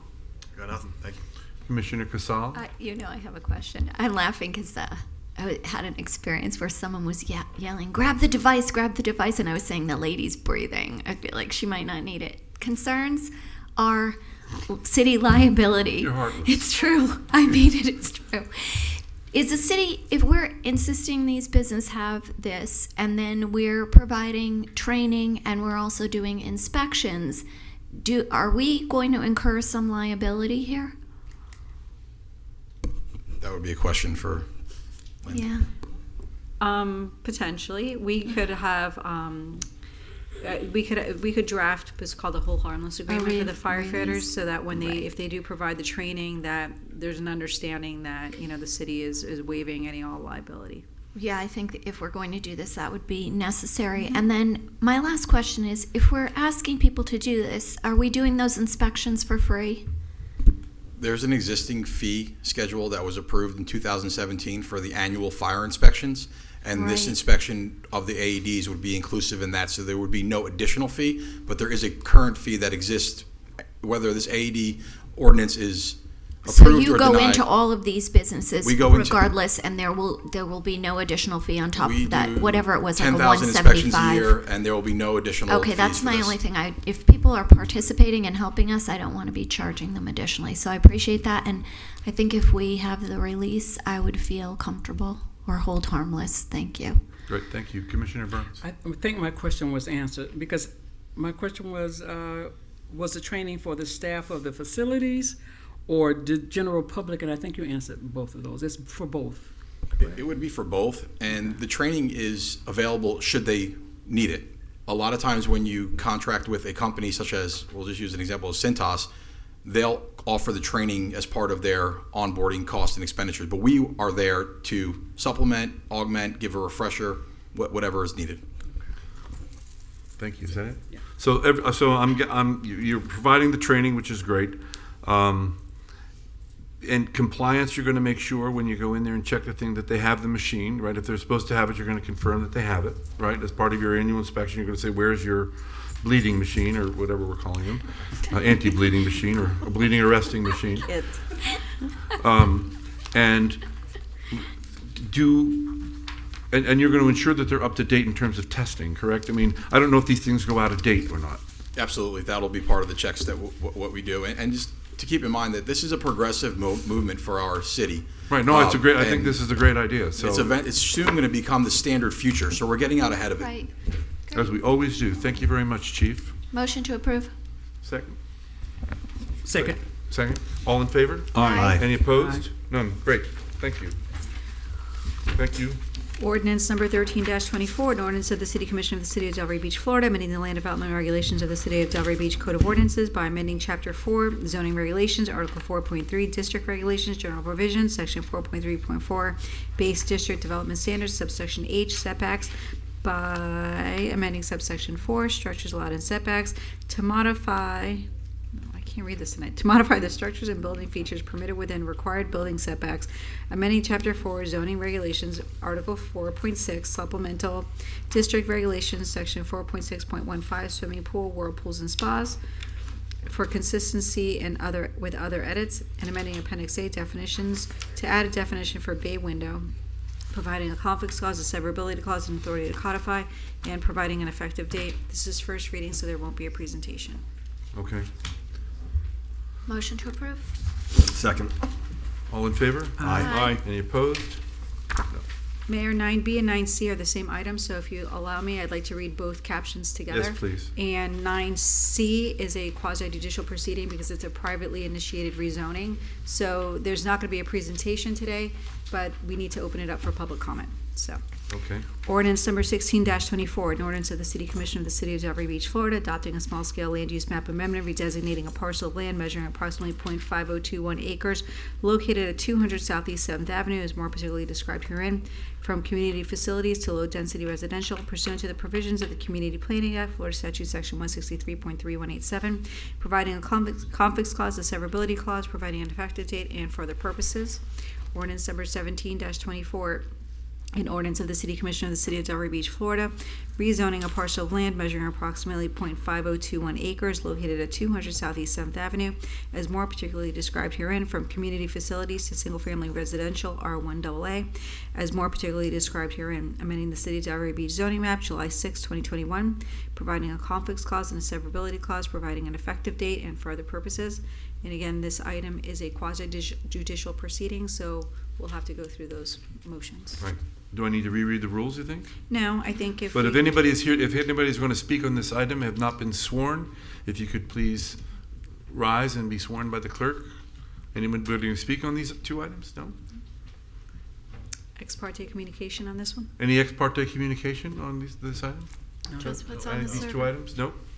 None? Server, Okay. that's it. So I believe Mr. Costello's here. I don't believe he's going to be making a presentation today. Okay.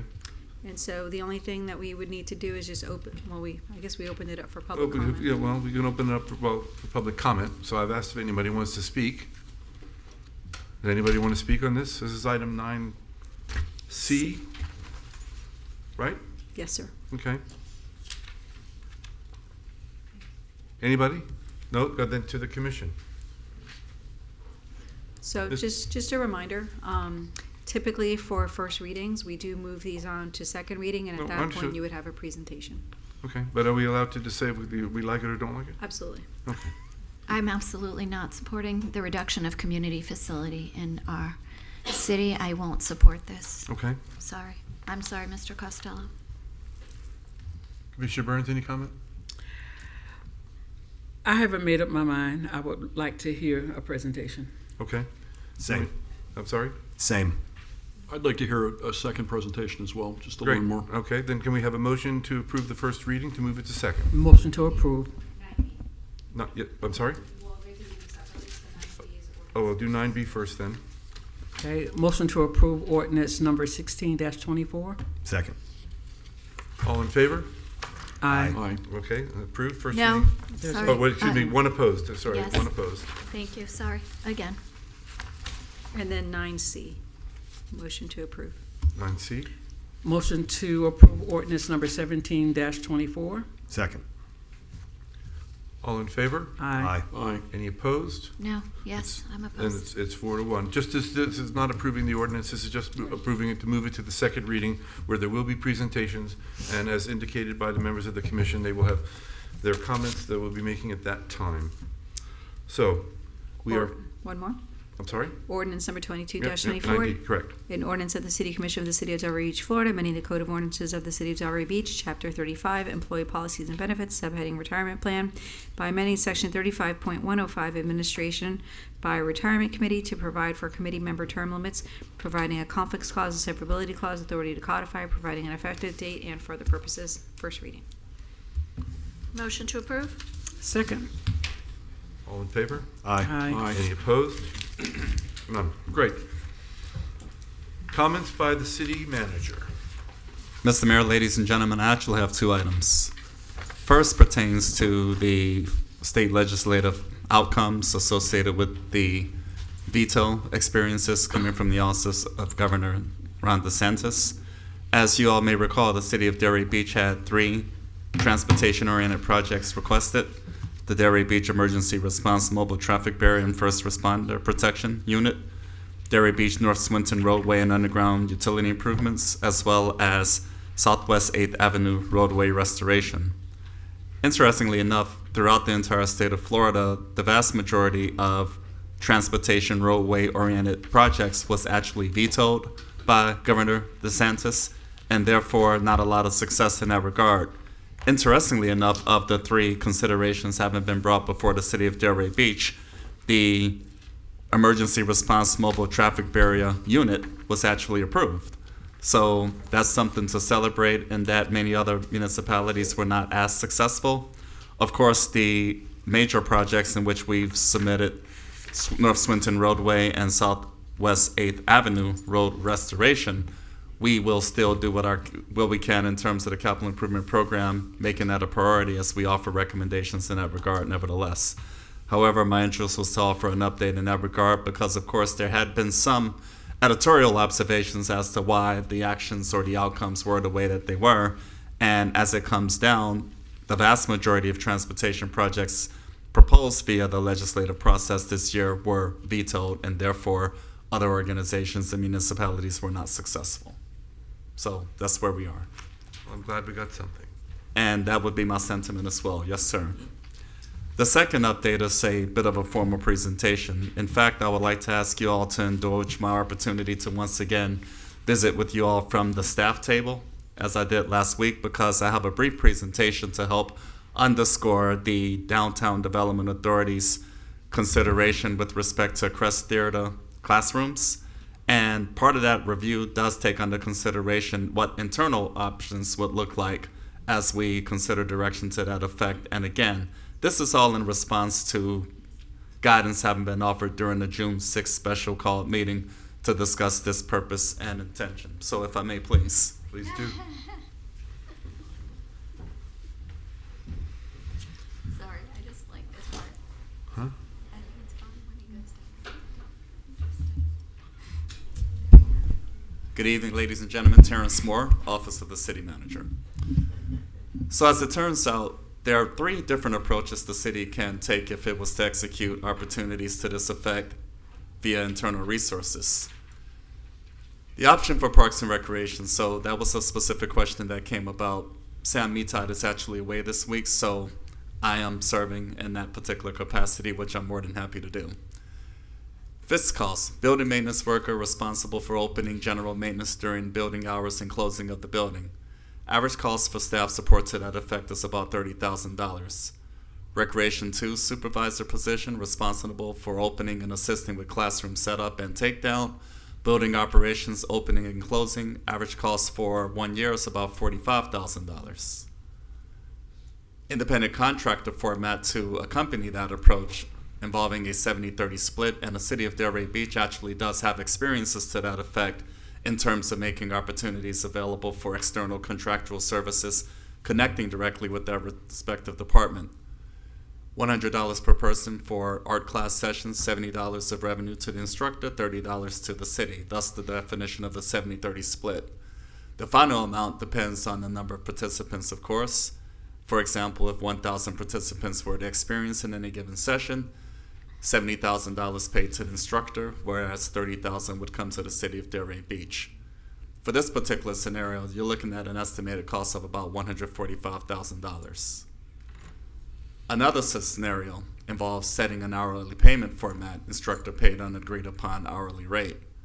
So for instance, to operate from 3 p.m. to 9 p.m., which is a common occurrence 4 days a week, $50 per hour multiplied by 6 hours multiplied by 4 days a week, that's 52 weeks. That's about a $62,400 outcome to the instructor.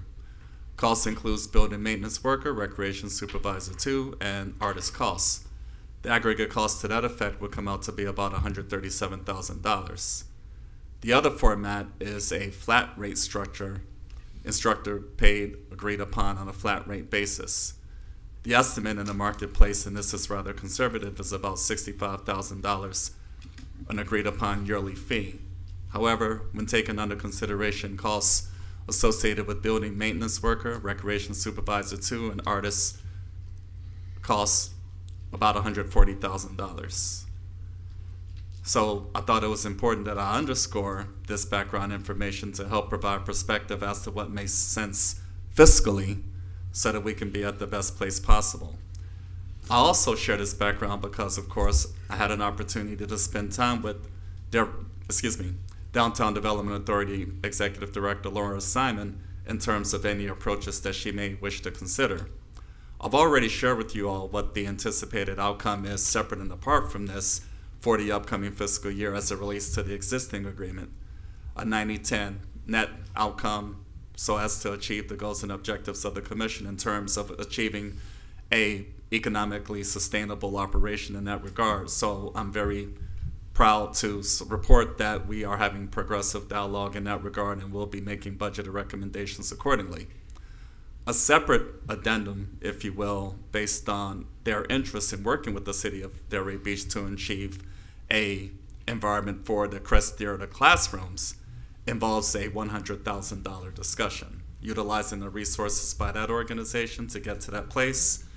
Therefore, my interest in offering a snapshot relative to what the internal environment might look like provides some sense or helps to underscore what potentially would work in this realm.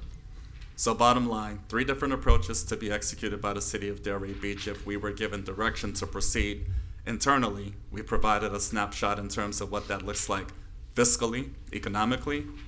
Nevertheless, given my most recent dialogue with Ms. Simon just 1 day ago, yesterday, we had an opportunity to discuss what that avenue would look like in terms of those arrangements via an addendum to the existing relationship, and that's about a $100,000 figure. With that, ladies and gentlemen, I'd like to give you that background information, which I just did. You don't have a choice. You don't have a choice in terms of listening to me. That was a joke. I guess I wasn't. Okay, I'm sorry. I missed that part. All right. Yes, you did. You had to look at me. Yeah, I'm sorry. Yeah, okay. My apologies. I was a little short. That's all right. That's all right. Nevertheless, ladies and gentlemen, that is where we are.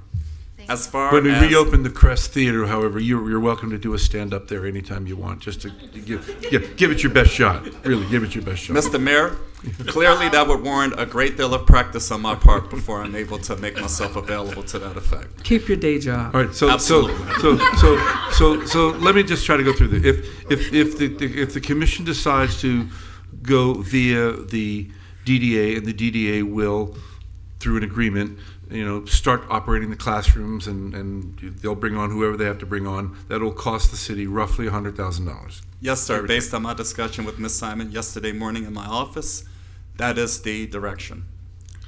Plus, there would be some kind of a revenue split, you said, or that would not include the revenue split? No, that would be straight operations, as would either the 3 scenarios we just talked about as far as the Department of Parks and Recreation operating it.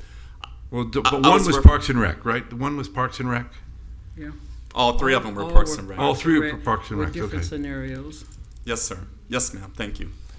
And interestingly enough, when I talked about the 90-10 split, I was simply referencing an email communication I shared with you all a couple of weeks ago. Right, I saw that, In yeah. terms of what that looks like. So a 90-10 net outcome, separate and apart from the environment concerning the Crestierda building classrooms. So the classrooms is a separate thing, not including that 90-10. They would just be getting a fee to operate it pursuant to a license agreement or something such as that? Is that Yes. what we're So talking- the options is to get to work with the Downtown Development Authority based on consensus and interest to achieve in that regard, or have the city do it. Have the city accomplish that, and that involves one of the three scenarios I just presented here this evening. Could you run those three scenarios by me one more time real fast? Yes, sir. Fixed costs, $145,000. When you go back, could you go back to fixed costs? What does that entail in terms of getting, that would have someone would come to you and say, you're going to still need someone to operate the place, so that's not included in this. It is included in the total aggregate cost that I referenced in the presentation. Who's going to be scheduling the classes, talking to the teachers? Who be in this fixed cost scenario? I'm sorry. I think that's. It would be an independent contractor brought on board to work closely with the aforementioned staff members noted in the presentation. So the city would be engaging this independent person to essentially run the school? Yes, sir. Okay. Your 70-30 split is? Via the independent contractor approach. That's the independent contractor, Mhm. right? And that would have to be identified. The additional staffing and other resources brings the aggregate cost via that model to $145,000 or just shy of it. Okay, what revenues do we make out of this proposal? The outcome to that effect would be the 70-30 split. For example, if 1,000 participants were to participate at a rate of $70, Right, I see that, yeah. $70,000 paid to the contractor. The outcome to the city of Delray Beach would be approximately a $30,000 Now, I'm balance. trying to see why our total cost is 144. $29,977. Oh, so we're plus adding that from the first thing. Okay, 44,000. okay, now I got, okay. Still on the first thing. Right, we're still, that's covering, that's blending over the first. Okay, go ahead, I'm sorry. Yes, sir. So that's one option. Gotcha. The other, in every three options presented, the first cost of $29,977.58, as well as $44,509.92, would be applicable in every scenario. Gotcha. Now I understand that. All right. So in the case of the hourly payment format, the number would come down to $136,887.50 approximately, based on calculations working with the Department of Parks and Recreation to summarize where we are. And there's a flat format, roughly $65,000 agreed upon yearly fee, and that would bring it a little bit more expensive than option 2 at $139,000 and change. Bottom line, ladies and gentlemen, the three internal options, those are the aggregate costs in those regards. Somewhat conservative, they could adjust slightly, potentially, but based on the information and the data analysis available to help underscore respective considerations, those were the calculations provided. So if we engage the DDA to organize the classes and do whatever they're doing, that's it appears to be the least expensive option? Yes, sir. Is that what we have here? Okay. Yes, sir. Again, a frank, definitive discussion I had with Laura Simon in my office yesterday morning, 9 o'clock.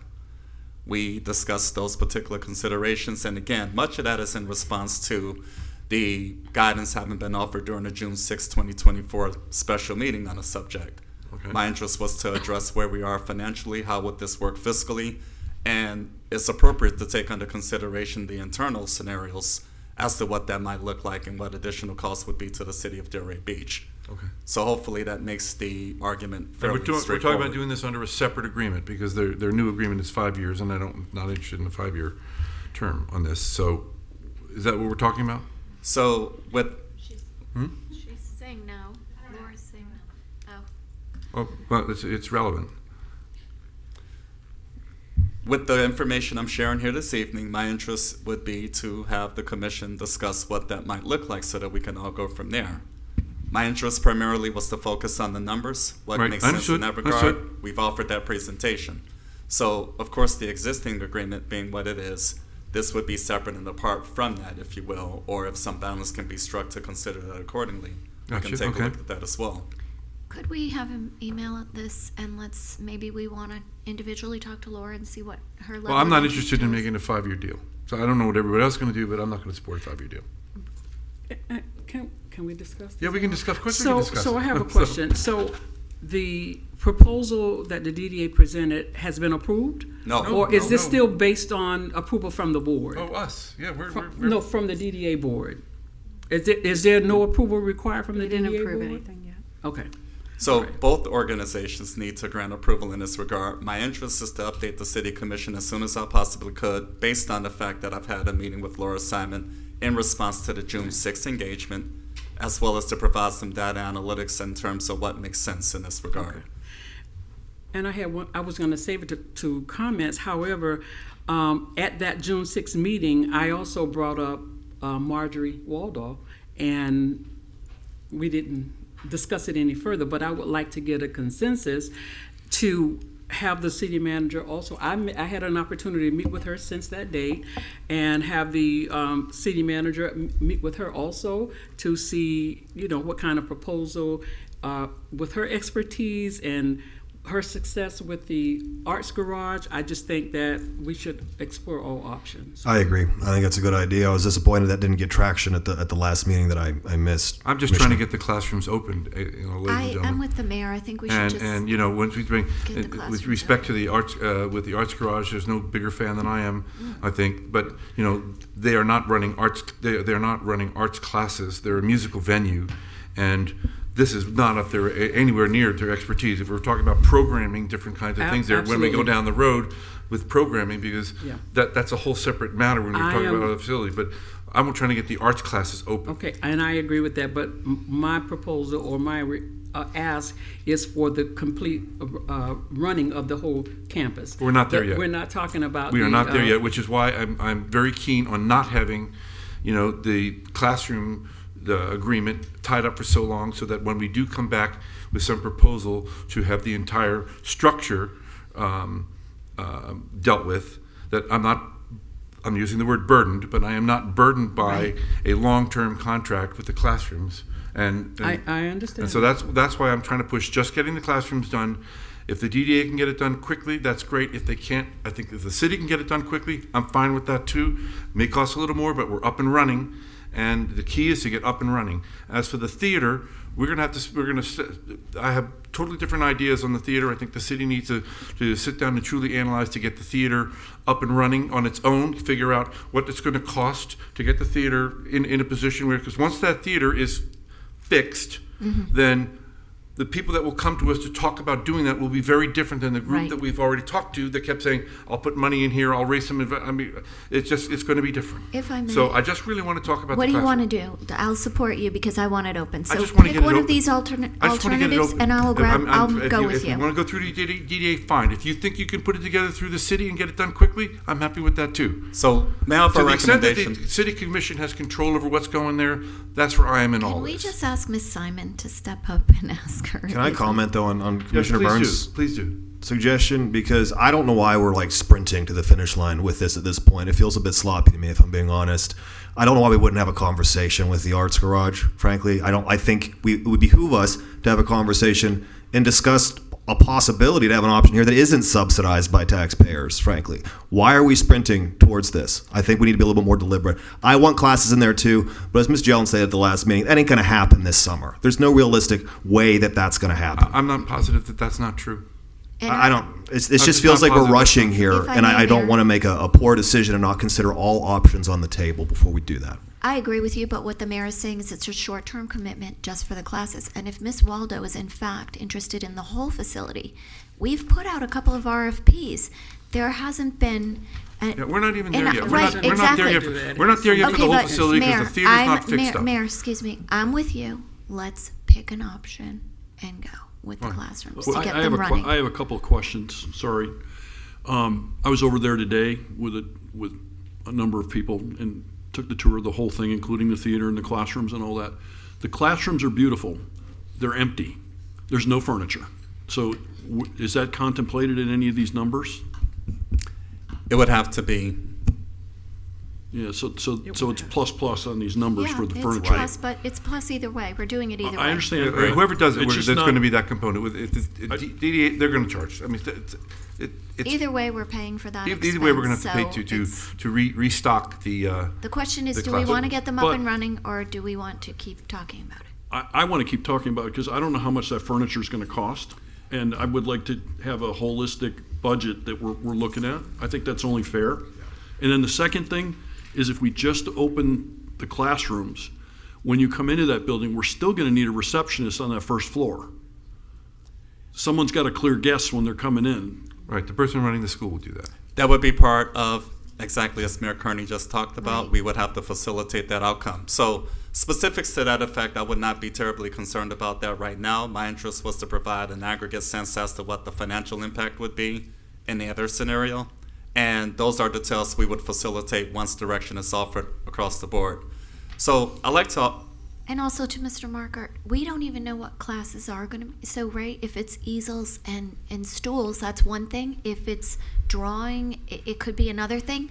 But we're not going to know that until we get moving. We can't keep sitting here talking it's about gonna it. be We all got to of that. start. We're not meeting. This is July 18th. The next time we're meeting is June 18th. Today's June. Thank you. We meet thank 3 you. I weeks know. from today. I'm thinking ahead. The next meeting we're getting together is not until July. July 9th, 3 weeks from today. Yeah, July 9th. I mean, do I really want to lose 3 months here, or do I want this thing to start working? I want this thing to start working. I mean, we're going to have a self-fulfilling prophecy of not being able to get it done this summer if we do this. So I'm in favor of. You think the city can do this? I do. We can. Oh, thank You think the city can I do do. it? Okay, you think the city can put somebody in there to teach, just get the classrooms open? We will have to go about the process with one of the scenarios. So if there was an inclination to... Because I'd like to keep it in control of the city without having long-term contracts with anybody. So what I would then propose, if there's an interest in proceeding in that regard, is to structure one of the three options and bring that back at your next meeting. 3 weeks is not a lot of time to get that squared away, so I think it would be wise to give us an opportunity to offer some more specifics in terms of how we get to that place, and we structure an environment and we go from there. Fine, that's what I would like. And for Mr. Market, we won't, they're not going out and buying furniture. It'll come back in front of us. We'll know what's happening. But we do have to start. What I want is when the next time we get together, we We pull need the to trigger start. and we're done. I'm with and you. You've got the teachers ready to move in. And I everything. support you, so that's pick what I an want. option. And I want to get this done too, but just to be clear, I want my decision to be fact-based. And It will be. there's a You'll- whole bunch of unknowns right now that are going to add up to potentially significant numbers. You'll know in July. You'll vote no. Well, I won't. No, I'm not saying you're going to vote no, but I'm saying we'll know what the figures are in July. But there is Yeah. going to be a cost to putting this stuff together. There will be. Regardless of whether whatever who you go with, there's going to be a cost. Absolutely. So all I'm saying is I think it's very important that the city keep control of this campus, that it's going to have other opportunities to do things with the theater. They're going to bring different people in, whether it's Arts Garage, whether it's whomever, Kravis, I don't know, whoever you want to name, there's going to be chances to do that. But we can't get there until we get the theater fixed.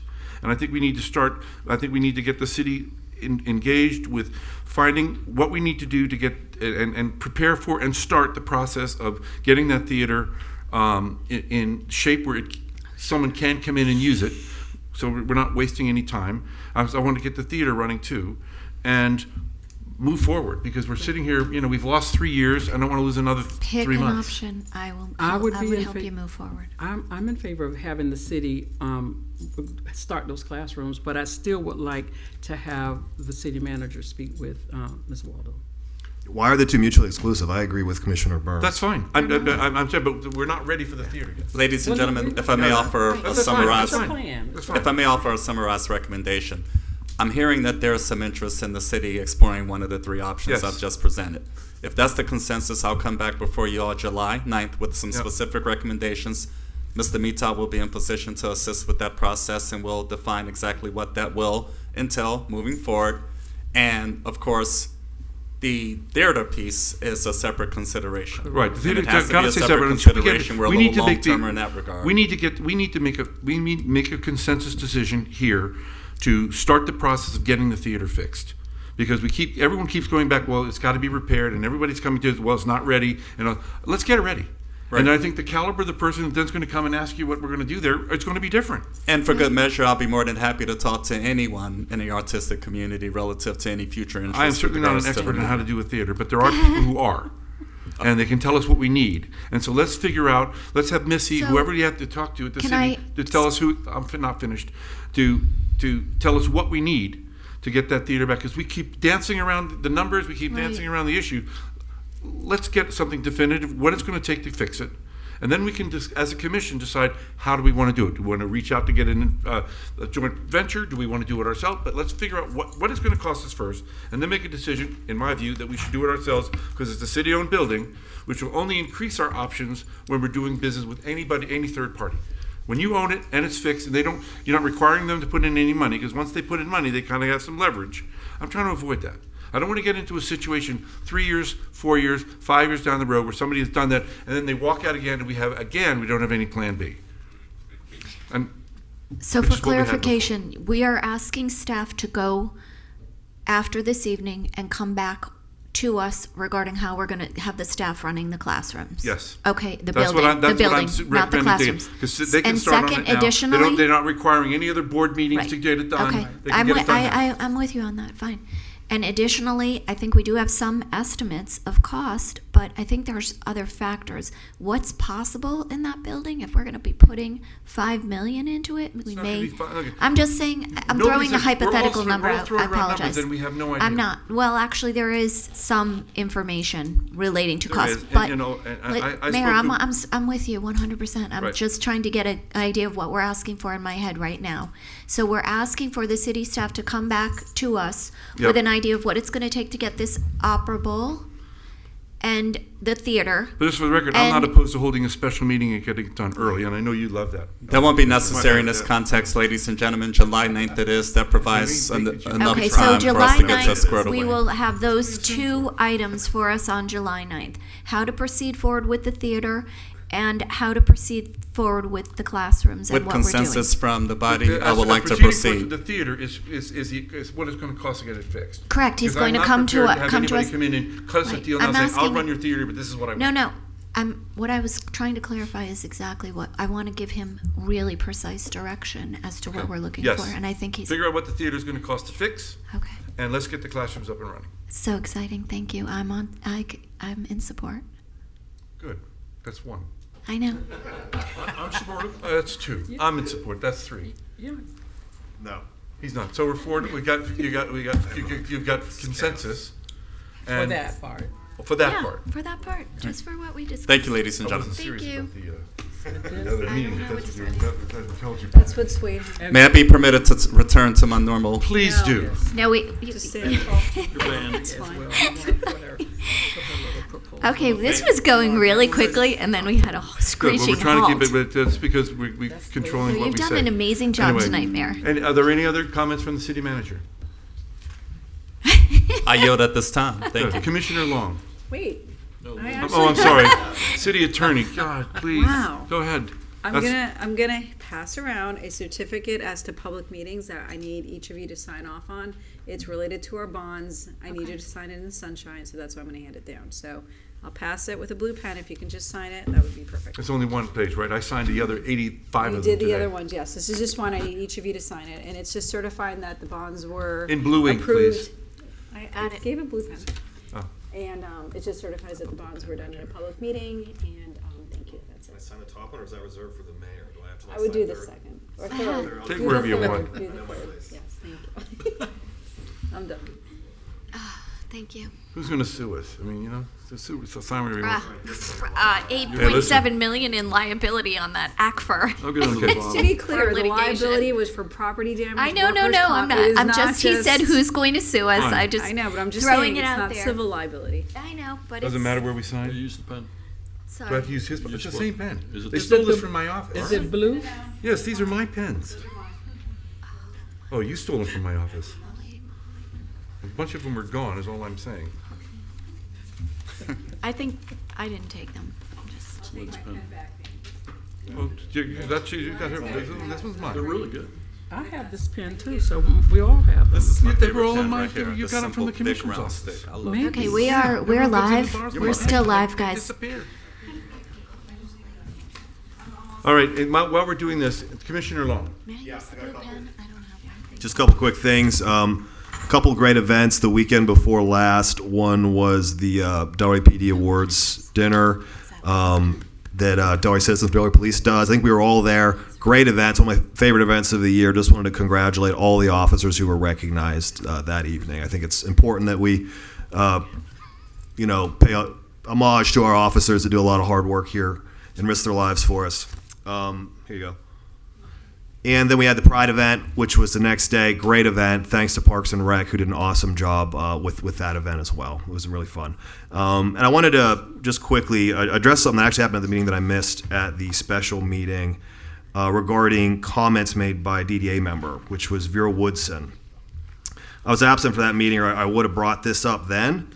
That meeting was closed to public comment, and so Ms. Woodson was introduced as speaking on behalf of the DDA. But her comments, in my opinion, were unprofessional, and they were offensive, and they singled out members of our community.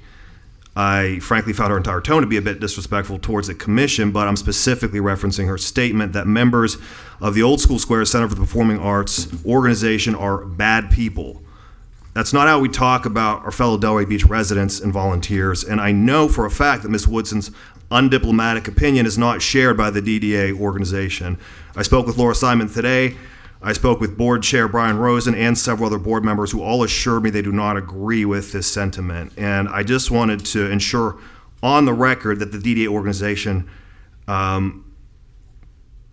is on the record for not being committed to this statement. I want to ensure that the DDA does not think that this community-led organization that built Old School Square and managed it for 30 years are not bad people. I think it's important that that's on the record.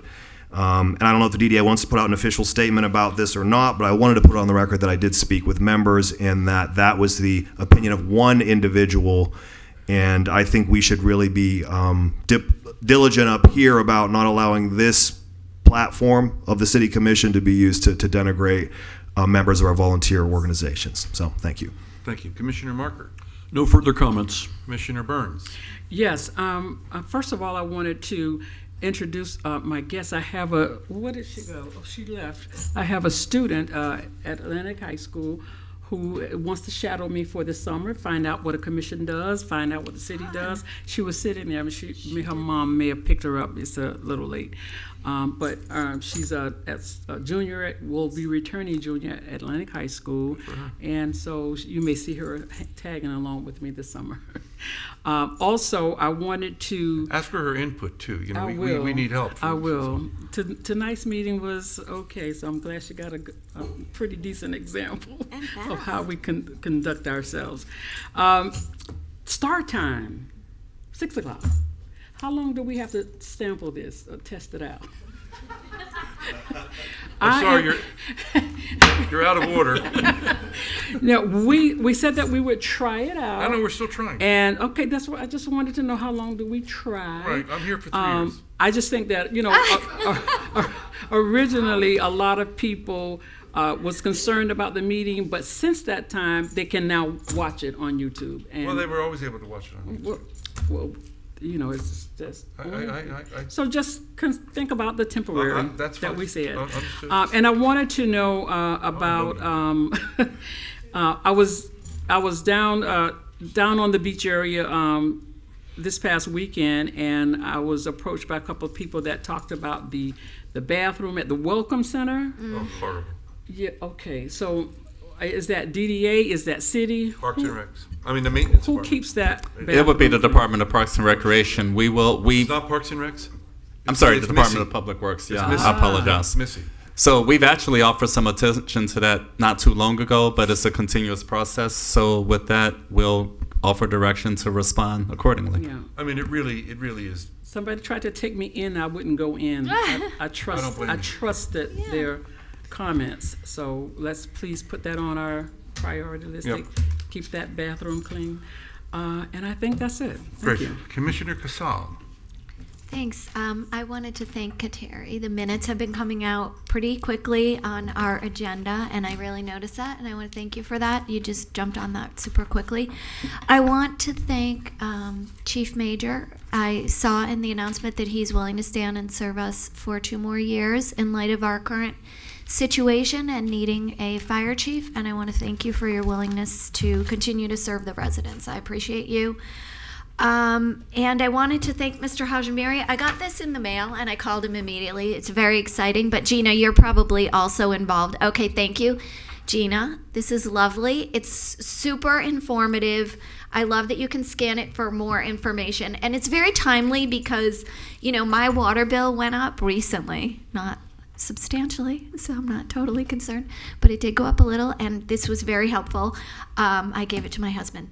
And lastly, I do think at some point, Mr. Moore, because I so appreciate, I know I'm rough on you a lot. I think I really feel that I hold you to a hard standard and a very high standard, but I do appreciate you tremendously. And I think that we as a commission, it's a new commission, really need to look at how we want things to go in the city. And I know that when you and I sat privately and I told you I had grave concerns about some of these contracts that have been negotiated, and we had talked about the fact that there was a, you know, potential for an assessment on the taxpayers, I'm not amenable to that. And I do believe we need to have a conversation, the commission as a whole, on that subject so that we can figure out where we're going and how we're paying for our future. And if I may, and I appreciate that, Vice Mayor, very much more than you know. Thank you. And interestingly enough, the commentary regarding fees assessments above and beyond the current structure was a function, or it was to help underscore that other municipalities that support fire rescue departments with a 24 on, 72 hour off structure employ fees and assessments to cover those associated expenses, whereas the city of Delray Beach does not. That was the genesis of that dialogue and discussion. So I think that would be appropriate, and I look forward to offering what we can to achieve direction. And I understand that, but our fees have increased. The residents are seeing much higher garbage fees, water fees, stormwater. You know, we're seeing a lot of fees all of a sudden piled onto the residents, including parking, although if you're a resident, and I did get my card. But I just want us to be mindful of that. Our decisions have financial impacts on our residents. So otherwise, there was not a formal commitment to no, but there was that. That was the plan, because and it's that's why I wanted to underscore what $20 I million, just said. and so we need another plan. We need a plan B. Thank you all. I was under the impression we specifically said we weren't going to agree to a special assessment at the negotiations last year. Like, I remember that conversation taking place and no one being on board with it. Ladies and gentlemen, the dialogue came up for the reasons I've stated as far as other municipalities have a fire fee. We're not talking, I mean, of course, you mentioned other fees in your commentary, and that's across the board throughout America and so forth. But some municipalities do employ a fire fee, others do not. Those that have the 24/72 split, however, you are correct. There was no formal direction to proceed in that regard. So we need to evaluate what we need to accomplish so as to get to solid footing to the point having been raised at this time. Ladies and gentlemen, it's a continuous process, and it does involve collaborative, positive, productive engagement among staff, the Office of the City Manager, and the Office of the City Commission and Mayor. And that analytics is very important. Exactly, you know that about me. Absolutely. Mr. Market has asked for, he does have a comment Sorry, I had after all. two quick comments. I wanted to do a public thank you to Mr. Moore. You may or may not be aware, Lake Ida dropped down about 5 feet during the drought. And about 2 weeks ago, I was getting bombarded with people calling me, because I live in Lake Ida, saying there's dead fish everywhere, there's dead turtles everywhere, and there were. We had lots of dead fish and lots of dead turtles. I contacted Mr. Moore. He magically made some calls to some of the federal agencies, and when I woke up the next morning, the lake level had come up about 2 feet without any rain, which was in and of itself a relief. I know. Said my prayers that night. And he even sent Mr. Hajimiri over to test the water, because we didn't know if we had an algae outbreak or what was killing the fish. Turns out we had low oxygen levels in the water. And I mentioned in an event yesterday, Florida Wildlife has also told us with the new water in the lake now, the rainwater mixing with the old water, that's going to continue to cause mortalities in the lake. So we did lose, unfortunately, a lot of fish and a lot of turtles. I also want to call out Chief Major. The police department did a community policing event last night in Lake Ida at Cornell Park. It was very well attended. More than 100 residents were there. A lot of kids there. They brought some of the equipment, the drone, and by the time I got home, Chief, I had dozens of messages from residents saying this was a great event. We got to do this again. They were thrilled to get to meet you and your officers, and I just think made me feel good. So thank you for that. It was good. It was great. I only have a couple of things. First, we had talked about, and I understand that Florida Atlantic University does have a Robert's Rule of Order class that they can have. We could all use it. I know I can. I know others on this commission can as well, to learn the whole rule of when I can and can't rule people out of order. So I want to be able to do that. So if you could set that up for us at some workshop or have some special meeting to be called at a date that Rob can't make. So because no, I'm kidding. There's a standing joke about my meetings, and I'm always calling him when he's got prior engagements. The League of Cities does it as well. Okay, well, whomever. But anyway, I task you with getting that done. It's usually not a long course, to give us a little book, to show us a presentation, and it's done. But I think it's important. Certainly, I think it's important for me. Secondly, I want to remind again, and I will keep reminding, I haven't seen any progress made toward the establishment of the committees to do Visions 2030.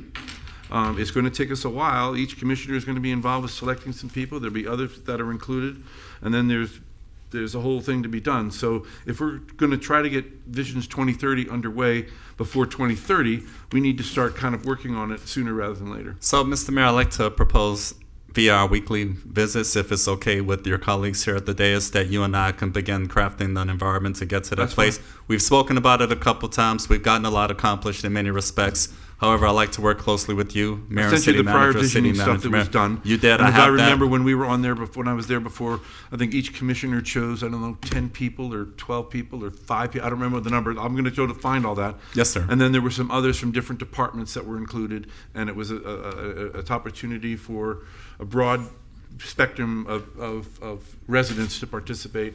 And then, but the commission forms a committee to be the Visions Committee, and it will be more than just us, but maybe there's like 10 or 12 other people that are included, to start formulating what questions are going to be, what kind of questions are going to be asking the residents that they want to consider. So it is a process, and it took us some months to get it set up before, and I just don't want it to scoot too far into the year when we don't, as we get involved with doing the budget and other things, that we could get distracted from.